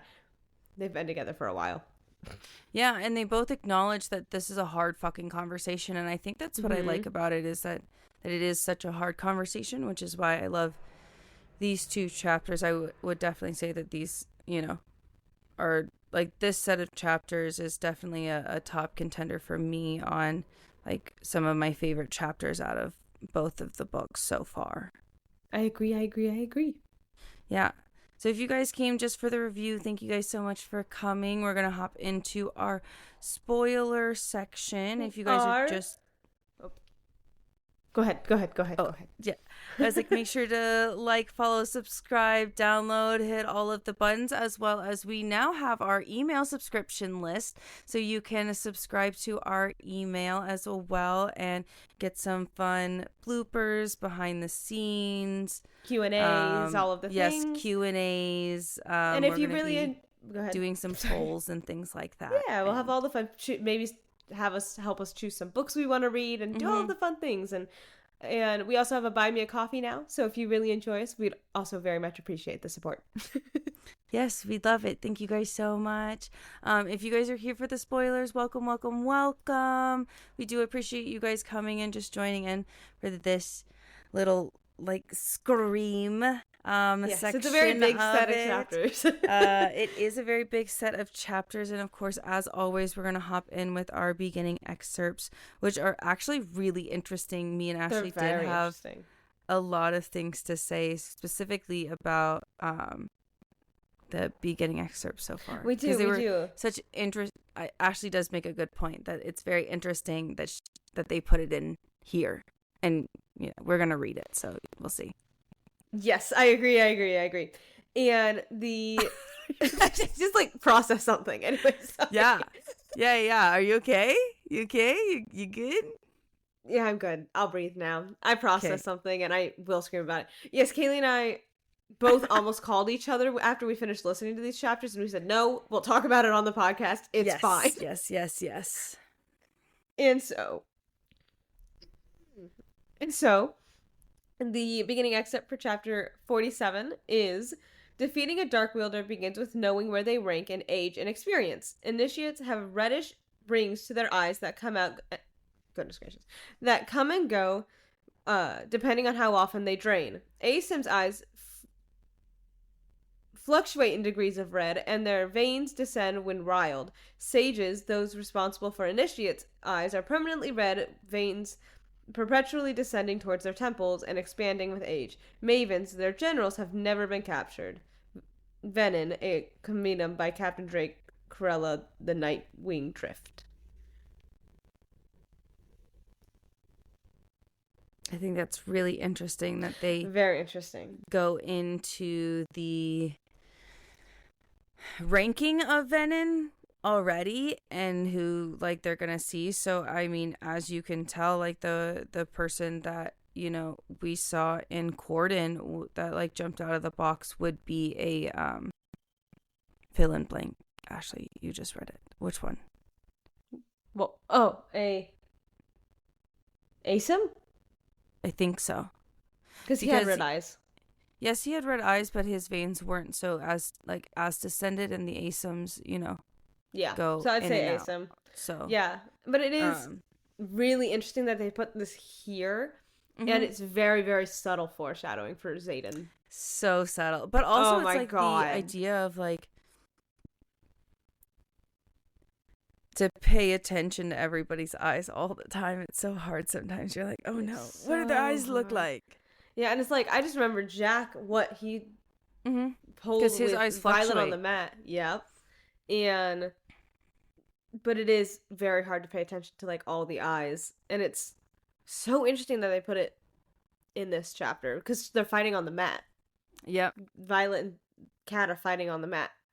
So it's I don't remember if they ever like mentioned Cat's eyes or anything. Yeah. But, you know, it's interesting because I have noticed recently that quote unquote Violet, like quote unquote, sees red. Often. Please explain. Especially when she's on the mat and she's fighting. Have you noticed that? Like when she's fighting like a bigger enemy, like, well, quote unquote enemy. I say enemy in like a very like loose term, but like, you know, like when she's fighting Jack or like when she's fighting Cat or something, when it becomes like a really intense battle. Said that with the assassins that came after her. Their eyes are red. They are angry. And so it's the Navarre's using them too. So it's really interesting that they're literally everywhere. And everywhere. So it's really interesting when she says things like that. But also, like, you know, why is she seeing red like that? Just throwing it out there. Just a little thought. You know. How interesting. Just a little thought. Yeah. I don't know how I'd feel if she became Venom. I feel like I'd be kind of sad about it. It would be I would want to know the reason why she turned, I guess.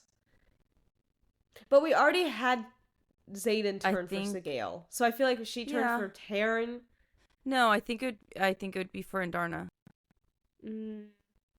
Have you heard there's a theory about Indarna that I just heard? All right, let's go. Okay, so it's a theory. I haven't heard the theory, so please. So there's a theory that Indarna, because she left, so she broke the bond with Violet. She left.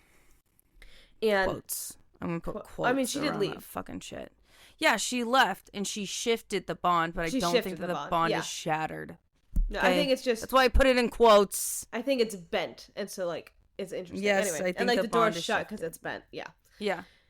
So then it's really interesting. But also, I think that dragons have the power to close their bonds if they want to. Yeah. Because for me, I'm like, is Terrence Ryder Neolin is not actually dead, so I think that Terran closed the bond. There's also a theory about that. Okay.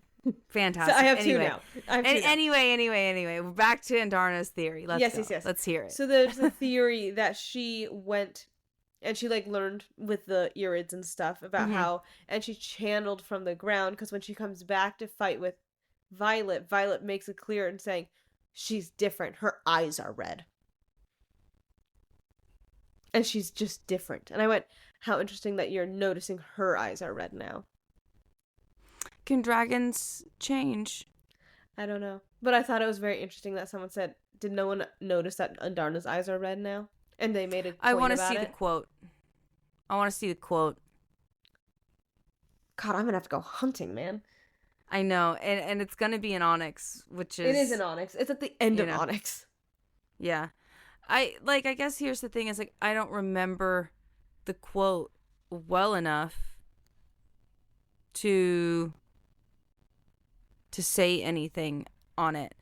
Because here's the thing is, if she is iridescent, why couldn't her eyes also be slightly iridescent? You know? Yeah. I want to see it in terms of that. I think also, like, this, I'm going to just talk about this a little bit. You know, there are a lot of people that, like, you know, kind of have, like, the red flags. Obviously, we see Xaden turn for Sigale, but, you know, the venom in this book that popped out of, you know, the box and cordon openly says we would love to possess your dragons.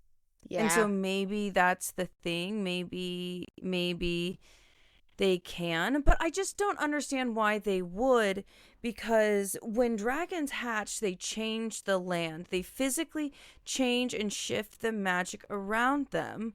So they already possess enough powerful magic to change, like, the entire, like, land around them when they first hatch, and they have the power to open up their minds mentally and create bonds with people.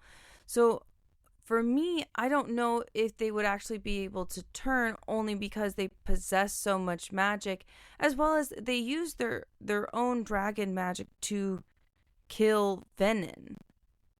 So in theory, they are stronger than the venom. So why? I mean, I guess if Indarna was, like, protecting Violet, I feel like she might feel a little bit more the need to do that, and, like, the desperation to do that. But I guess it's hard because we don't know originally where the dragon's magic comes from, if that makes sense as well. Yeah. Because they don't actually say, they just say that dragons possess magic in themselves. That's it. I'm gonna just look at, I'm having a hard time. Yeah, you're fine. I was like, just Google it. That's what I tried to do, but it's because like, it's a newer book. I'm trying to find the theory. Yeah. I was like, you so much shit. I know that Ashley, I appreciate Ashley because she is much more efficient at typing and listening to me talk than I ever will be for anybody. I'm so sorry. I'm so bad at it. Like, when me and Ashley have conversations, I'll be silent and she's like, "Are you texting somebody right now?" And I'm like, "Yeah, I'm so sorry. I am listening, but I'm having a hard time responding and texting at the same time." Also, like, responding to you in, like, voice. You do a great job, and I'm so proud of you. Thank you all for the support, for giving us over 100 likes within the first hour of our new TikTok. Yay! Thanks, guys. We really appreciate it. Whoop whoop. Now back to what I'm back to the theory about Indarna's eyes, because also it's like she is iridescent. Like, her scales look red next to forgetting the dragon's name, but you know, that one. I also just think that this is gonna sound so shitty. I feel like Violet would turn for Xaden. See, and that's what would make me so upset. Like, if she, because we already had Xaden, because Xaden turned originally Juliet for would Violet. Do it. Yeah. I was like, who? Yeah, you're right. Because if you think about it, sorry, I'm gonna, like, go off on this, like, parallel theory of, like, me and Ashley's been saying it for a while now, but the theory of them being very similar to Romeo and Juliet. So if you look at it, if Violet turns into a venom, that's like her getting the poison from the vicar, from the he's not a vicar, they call him something else, the friar. That's what it is, the fucking friar. Yep. Yeah, like, that's her getting the poison from like, you know, from the fryer, taking it and laying dead in the tomb. She's setting it up, and I'm so excited. I am so excited for them to slaughter each other, and I know that sounds really bad. If they don't have, but I do not care. This battle has to be fucking epic. Like, I also think how gorgeous it would be. Lightning and shadows. It'd be so pretty. Oh my god, it's the goddamn ranch Tostito things. When Kaylee was sending me delicious food. Oh, yeah. It's also so funny because I get, like, delicious gourmet food. And I got this disgusting, like, Ashley people were pouring tomato... like, cooking videos. I hate it. And it's so funny because I'm, like, sitting over here in my, like, pretty little algorithm being like, oh my god, look at this beautiful recipe. It looks so good and it's like, so delicious.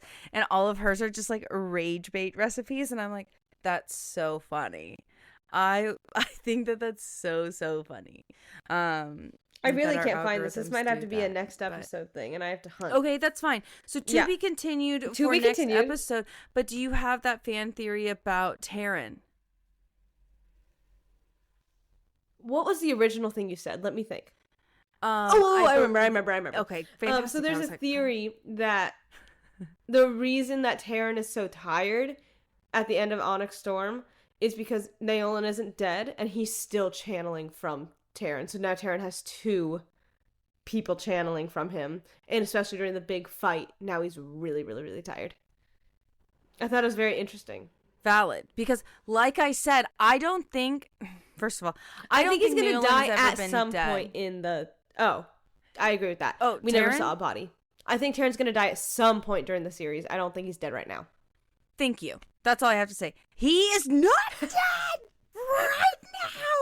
I will be upset. Yes. It's fine. Yes. It's okay. But yes, I do not think he's dead now. But it's okay. I do think good. We didn't see a body for Naolan. There's also a theory that Asher is the lead sage, like the head sage. Interesting. The dad. Interesting. Yeah, Violet's dad.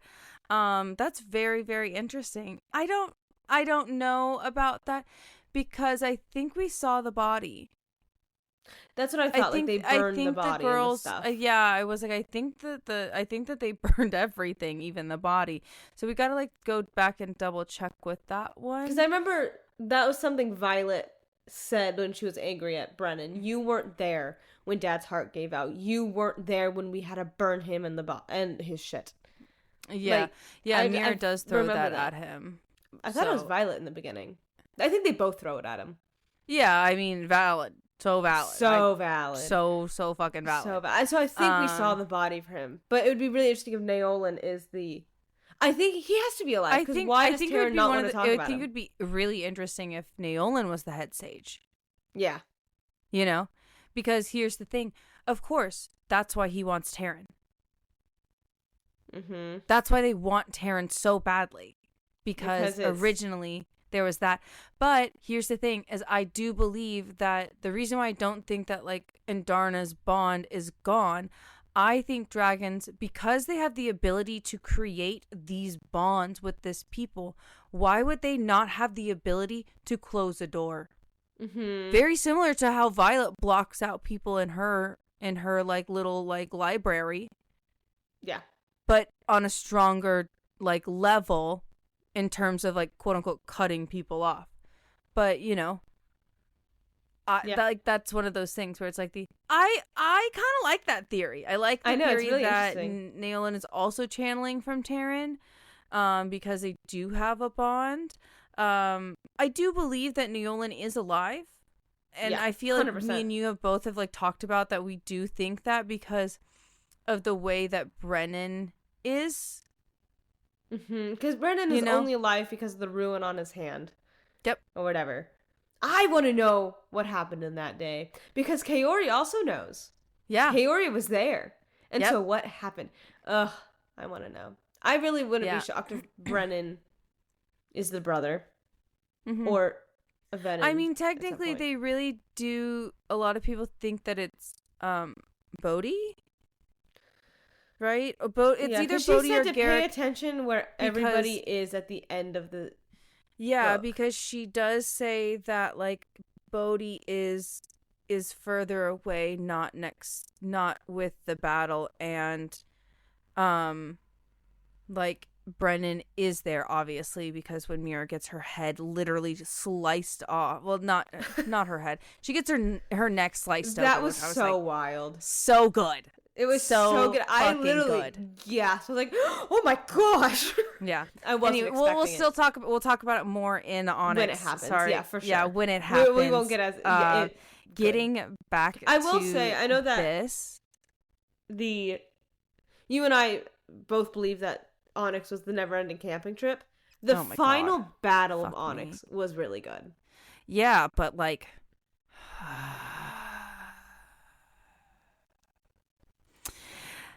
It's okay. It was what I. The final battle was good, and I'm excited to revisit it. I'm excited to reread it. I'm excited to see how it is as we reread it. Mm-hmm. Because I do believe Violet is at her strongest as a person, not in the relationship, as a person. Mm-hmm. Because in this book, she's all shaken. We just said that. Yeah, that's valid. I think that she like finally like actually found her footing within like Onyx, which is good, because here this is what she's like mostly struggling with, is like the fact that things are changing, you know. Mm-hmm. That is, and change is hard, and imagine struggle changing from something you knew for 20 years. Mm-hmm. All of a sudden you're just like really can't do that. That's actually kind of fucking crazy. But it is so interesting that they put that beginning excerpt.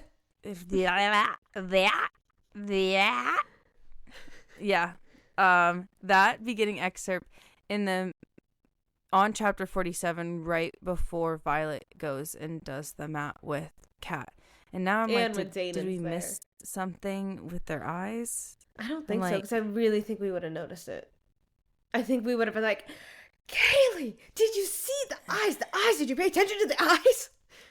There's no way we both didn't miss it. Because we get excited about that. We both missed it? I don't think we did. There's no way we both missed it. All right. Comment down below if we missed it or not. Because maybe we're just fucking crazy. Yeah. And like, why do you think that beginning excerpt was placed there? Because I do believe she puts them there for very specific reasons. Mm-hmm. There's no way she doesn't. She doesn't just throw and be like, yeah, that one can go there.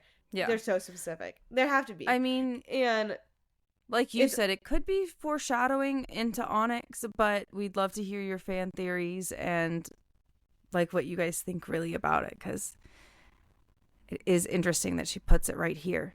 Mm-hmm. It's very interesting.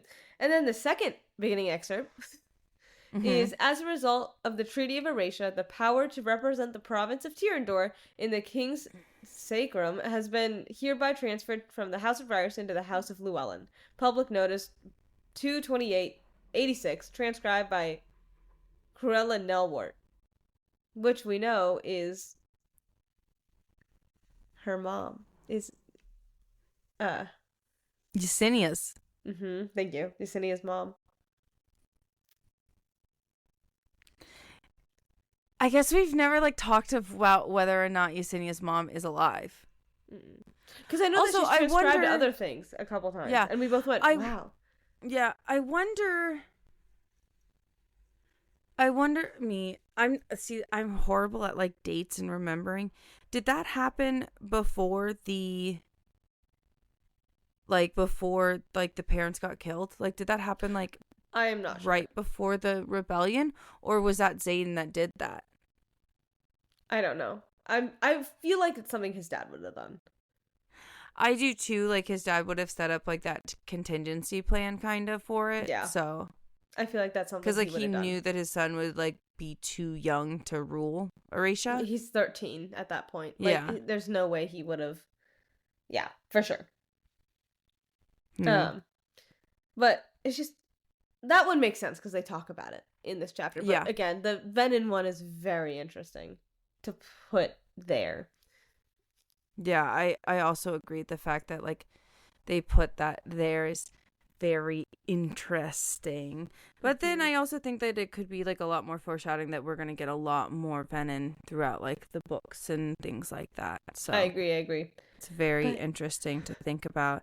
I also just like want to talk about Kat for a little bit, just because like I really do think that Kat is such a fun character in this series. I think that she uses her femininity in such a way, as well as like using like her signet of legitimate like emotional manipulation like to come to surface, is just a lot of fun. But even in like these chapters, it's openly stated that, you know, she is a very formidable opponent.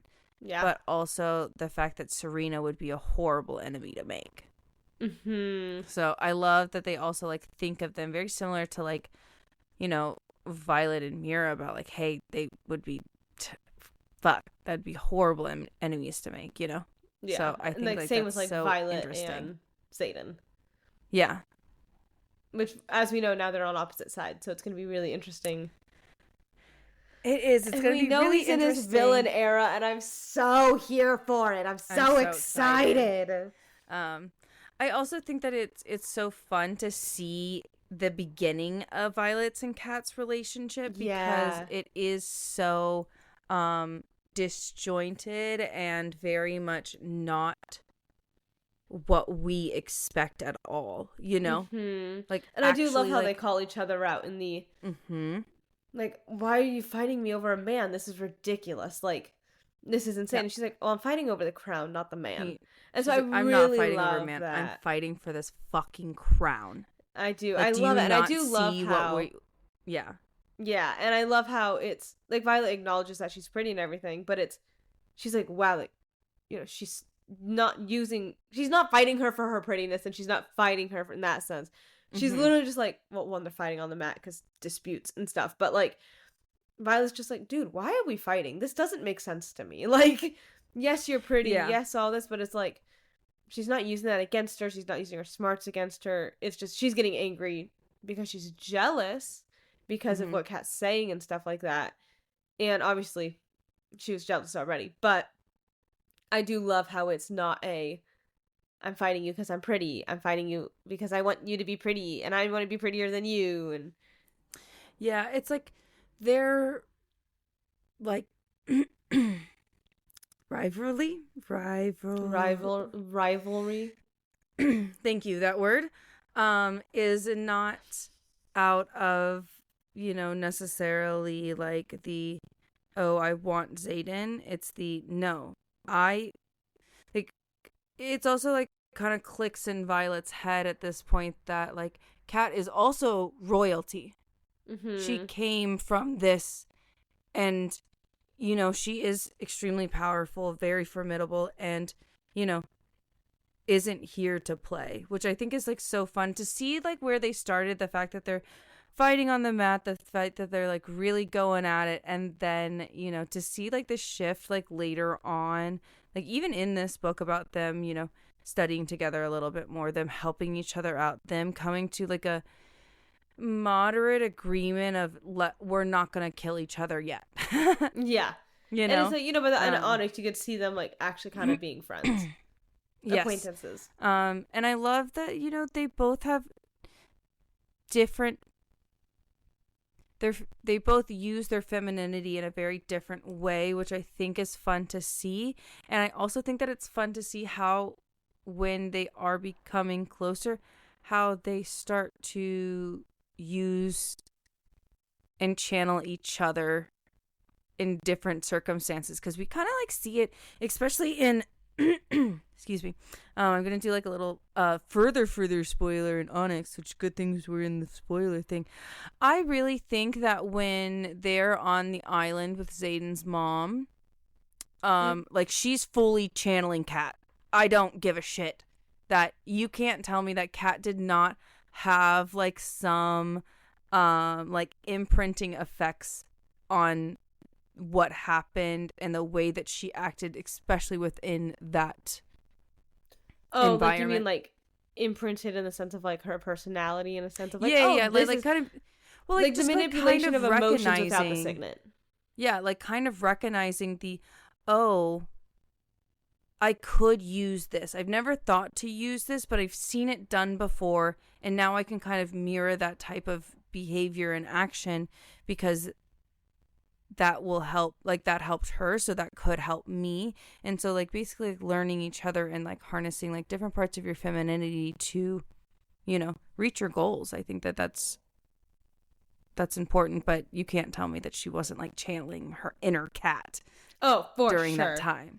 Yes, immediately, yes. But it is really fun to see how, like, their progression. And I do love, I forget what happens after the mat, but I do love we're done. We had the mat and we're done. We're done.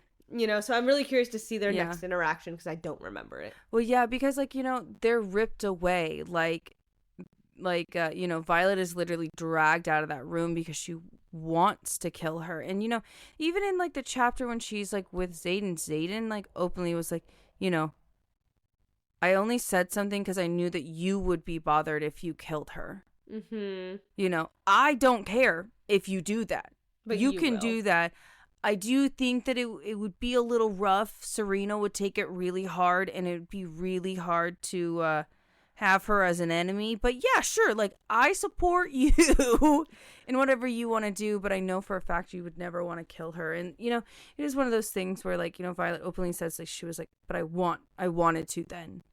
And, that really is due to Kat's signet. But also, like, the fact that Kat knew, like, there's no way that, like, Kat didn't think that she could have died on that mat, especially because she herself, like, Kat was not letting go with her signet and, like, really encouraging, Violet's this rage behavior. And the fact that, like, she's being strangled and she also refused to let go just shows how stubborn they both are, like both, like, the lengths that they were willing to go to prove themselves to each other, but also, like, fight for what they think is ultimately the right path is really interesting to me, Yeah. And the next thing I kind of wanted to touch on was, like, Violet's point of view on the relationship between her and Xaden, in the sense of she doesn't want to talk about her feelings, but yet she does, and yet she doesn't, yet she does. And we just kind of, in Onyx Storm, from what I remember, I mean, I even remember her saying, I don't care if this is toxic, I still want to fuck him. I mean, like, but I vividly remember that, and, like, I don't remember 100%, but I just remember it being, like, a really reoccurring theme. Yes, it is. And especially because he's Venom at that point, it makes it harder. Yeah, because he doesn't want to lose control, and, like, she doesn't want to lose him in that way. But also, like, that desperation of, like, oh, I want to hold them close forever, and, like, I don't want things to change. And she's so desperate to, like, she holds on. Which, at the same time, the other thing that ties into it is how, in Onyx Storm, Riddick made her draw a line in her line as if any of her friends got hurt. If he hurt me or my friends, that is no longer and her Xaden. family. And her family. No longer Xaden. Yeah. But then very, very polar opposite, how Xaden was like, there's no line you can cross that will ever be too much for me. Which I think is really, really interesting of how, I know I've said it is, their point of view is very different, where, like, Violet would sacrifice herself and everybody to save so many people, whereas Xaden would kill everybody to save Violet. Yes. So I think it's... but I mean, even in this chapter, he openly says there is no line for him.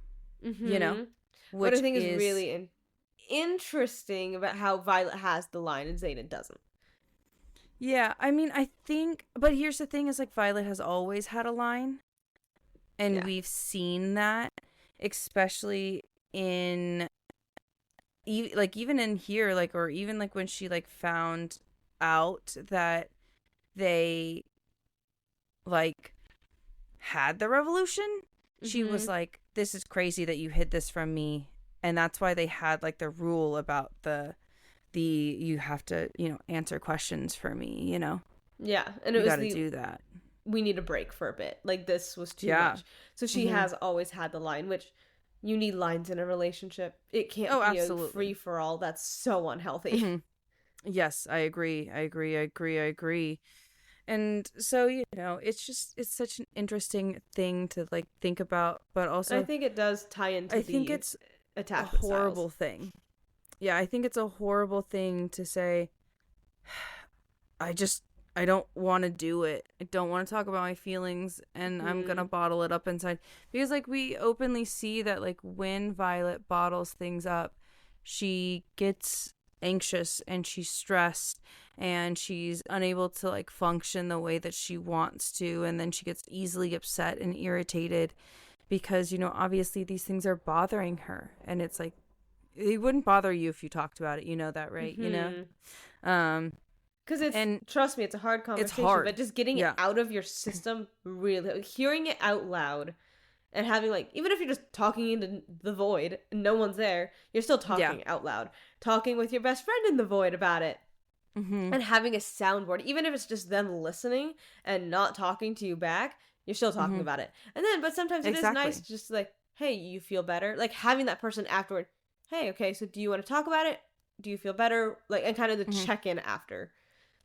Yeah, I agree. Like, the check-in after is so, so, so important. And Violet needs that. And it's interesting that Xaden is like, hey, we need to start doing this. Not only for you, but also for him too, Yeah. Like, I think he's tired of, like, seeing her, like, quote-unquote, suffer in silence. Because, she's been having a really hard time this book. Yeah, she has been, but it's also very interesting where now we're seeing kind of like this flip reverse of, Violet being like, oh, I need you to tell me about your feelings. I need you to like talk to me. And then the reverse of like, she's like, oh, well, now that you're doing that, I can't do that. Or somehow I feel unsafe doing that. And it's one of those things where it's like this relationship for a very long time was only based on the physical aspects of it and was primarily based on the physical aspects of their relationship, especially through Violet's eyes for a very long time. Obviously she didn't necessarily quote unquote love him for like the first part, and like he openly says, he's like, you didn't love me the first time, and she's like, that's okay, we don't got to talk about that. But it's also one of those things where it's like, I think like he makes a good point, because here we see her openly saying like, I just want like this kind of like physical relationship, which is in the past what it's always been. They've never actually talked about things. And so the fact that Xaden is like, no, we just have to like lay it all out because this is not working for us, is really interesting. That she's like now like almost like regressing back and being like, no, we can't. Yeah. Like, no, I don't want to. Like, and it's too uncomfortable, And you see it throughout Onyx Storm as well. I think they get a little bit... I think Onyx Storm is actually where they're at their most toxic. I agree. Because she's desperately, like, trying, and that's so unhealthy. And he's like, hey, like, we can't, if we don't find one, it's okay. Like, he's just obviously sad about it, but it's like, you need to breathe. They were very toxic. So toxic. So toxic. Because, yes, I understand, like, you love the person, but you shouldn't... The way she was going about it was very not healthy. And the and it's just, I get it, the desperation, you don't want, your partner to literally, like, die, kind of. Yeah, but like, you're losing them.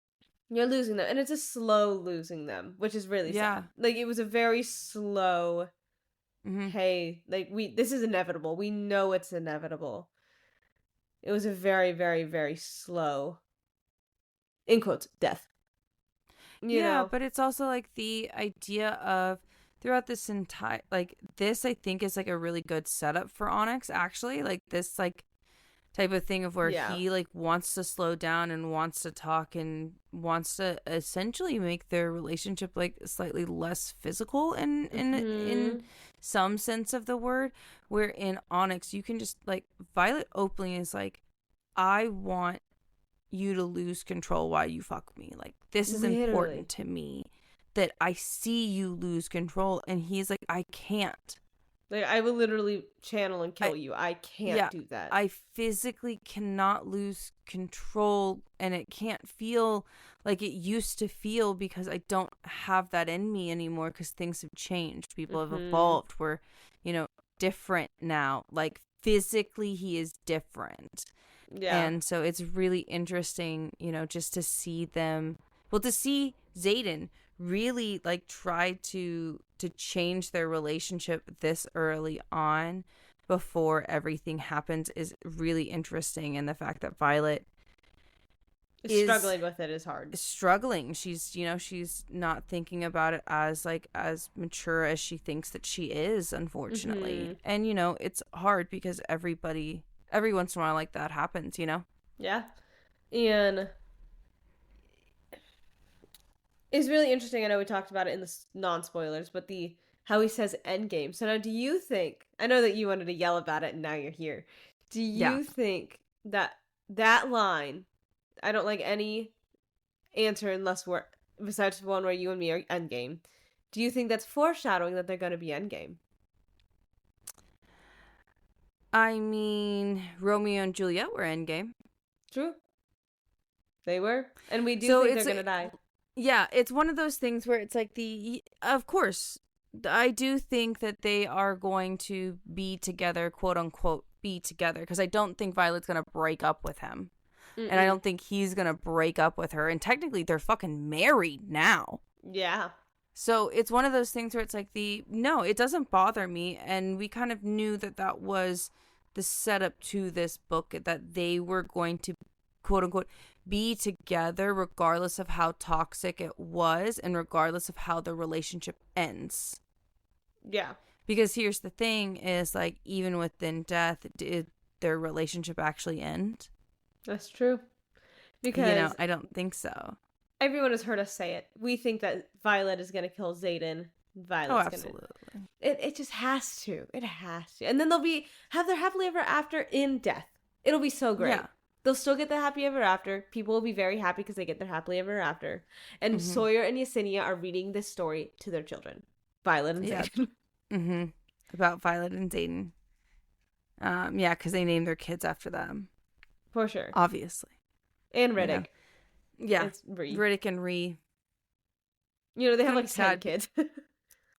Well, it'll be, I want to cry by the end of the series. I need it. Yeah, I really do. I want to I really wanted just a hard cry. Yeah, no, literally. End of this. Like I want this to fucking hurt, and I'm so ready. I do. I need you to like stab me in the heart like 5 times. Yeah. And if Violet and Xaden dying is how you do that, absolutely. Because I know it's going to be heartbreaking because of how Violet's going to react. It's going to be so sad, and we're going to be in her head, and then we're going to get a Xaden POV of it. Oh God, it'll be so good. I'm really excited for like the mixed POV. I hope that like she keeps that up. I also just think that like, why would that bother people that they are in game? That like to me, I'm like, what do you think? Like she should end up with somebody else? Like you think they just she should didn't be like single the by the end of it? I understand like the wording is very modern, like we said, but how else would you say it in such a point blank clear terminology that you would get it? Yeah. In this modern world. Like, in the modern world, like, what would you say? Yeah. Because, in like before, it would be like, you're my forever. Always and forever. I love you to, like, the moon and this, like, I love you, like, until the moon and back. Like, you are my world. You are my moon, my stars, and my sun. You're the sunset that I look forward to seeing every day. You're the sunrise that I can always dream about. Like, there's so much language that you could use to, like, signify, like, that they are, to signify that they really are endgame going to make it to the end together. But I also think, like, we've had so much foreshadowing of them always being together. We have like, I'm gonna meet Malik at your side. Okay, first of all, there's so much foreshadowing for them dying together. I'm gonna meet Malik at your side. I will live with you in this world and the next. You're going to be the death of me. You're going to be like, he says it so much, so he says often. It so and often, especially in Onyx Storm. How much does he say, you're the one that's gonna kill me? You're the one that has to do it. You need to know how to do it. He also like puts that on her, which I do think is like slightly unfair that he puts that on her. But at the same time, it's gonna be so good. As the reader. Yeah. As the reader. But then also it's like that's really like shitty to like put that on her, and I don't know like if that's necessarily like a good thing to ask, but I also know like Violet wouldn't want it to be anybody else. Violet would want to do that. Violet would want to like make sure that it's done quick and easy and not painful. Well, I don't think that it's going to be quick and easy. I don't think you know, as much as I think that it would be funny if it was literally a Romeo and Juliet and they took poison at the same time. First of all, I would laugh, but also be kind of disappointed that that's the way that the I need them book to have ended. this giant battle and they get all their... Okay, here's what I think should happen. Okay. Giant battle. And they're just yelling, getting all of their emotions out. Mainly Violet. Getting all their emotions out. And then it ends. And they like, you know, it kind of is like slowed down. And it's for this beautiful like blue lightning. I have it all in my head. It's a picture. And then there's snow on the ground. And there's dead bodies all around them. Yes. And there's blood in the snow. Yep, thank you. Yep, exactly. And Rhea is there because she's dead. Yeah. And it's like lying on the ground. Yeah, dead. Yeah. And yes. So they have this big battle. They calm down. And, you know, Violet's like breaking down because obviously her best friend just died. Her boyfriend or her husband killed her. Oh, God. And then, you know, then there's like the moment of peace. Where, not peace, but like it's calm. The moment of calm where she's just crying. Xaden's comforting her at this point. And then he's like, you need to do it. And she's like, I know. And then it's just like that moment of like, and I don't want her to say anything. I don't want her to say like, I want her to say like, I love you. But like, I don't want her to be like, I don't want to do like, I don't want to do this is fine. But like, I don't want her to like declare this giant love speech. I want it to be a very, she could barely talk. I don't want to do this. I love you. I can't do this. And he's like, you can, you need to. You know, I want it to be a very simple, important, but simple conversation and not like this big speech. Yeah. And then like the last like, goodbye, Xaden, or something like that. And then she kills him. And then she just is in there in the snow. And she wouldn't be able to hold his body because he got blown up. Yeah. And holding like just herself in the snow. And then Darna comes and like is just resting her head on her. That's what I believe should happen. I think it'd be.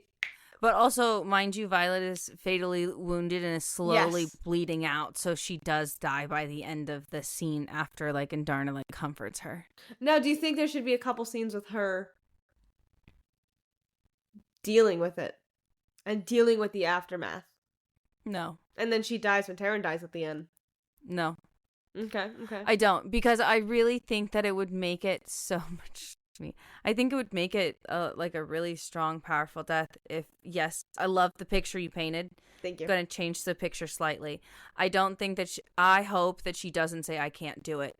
Because at that point, valid. fuck off. You can go fuck yourself. True. No.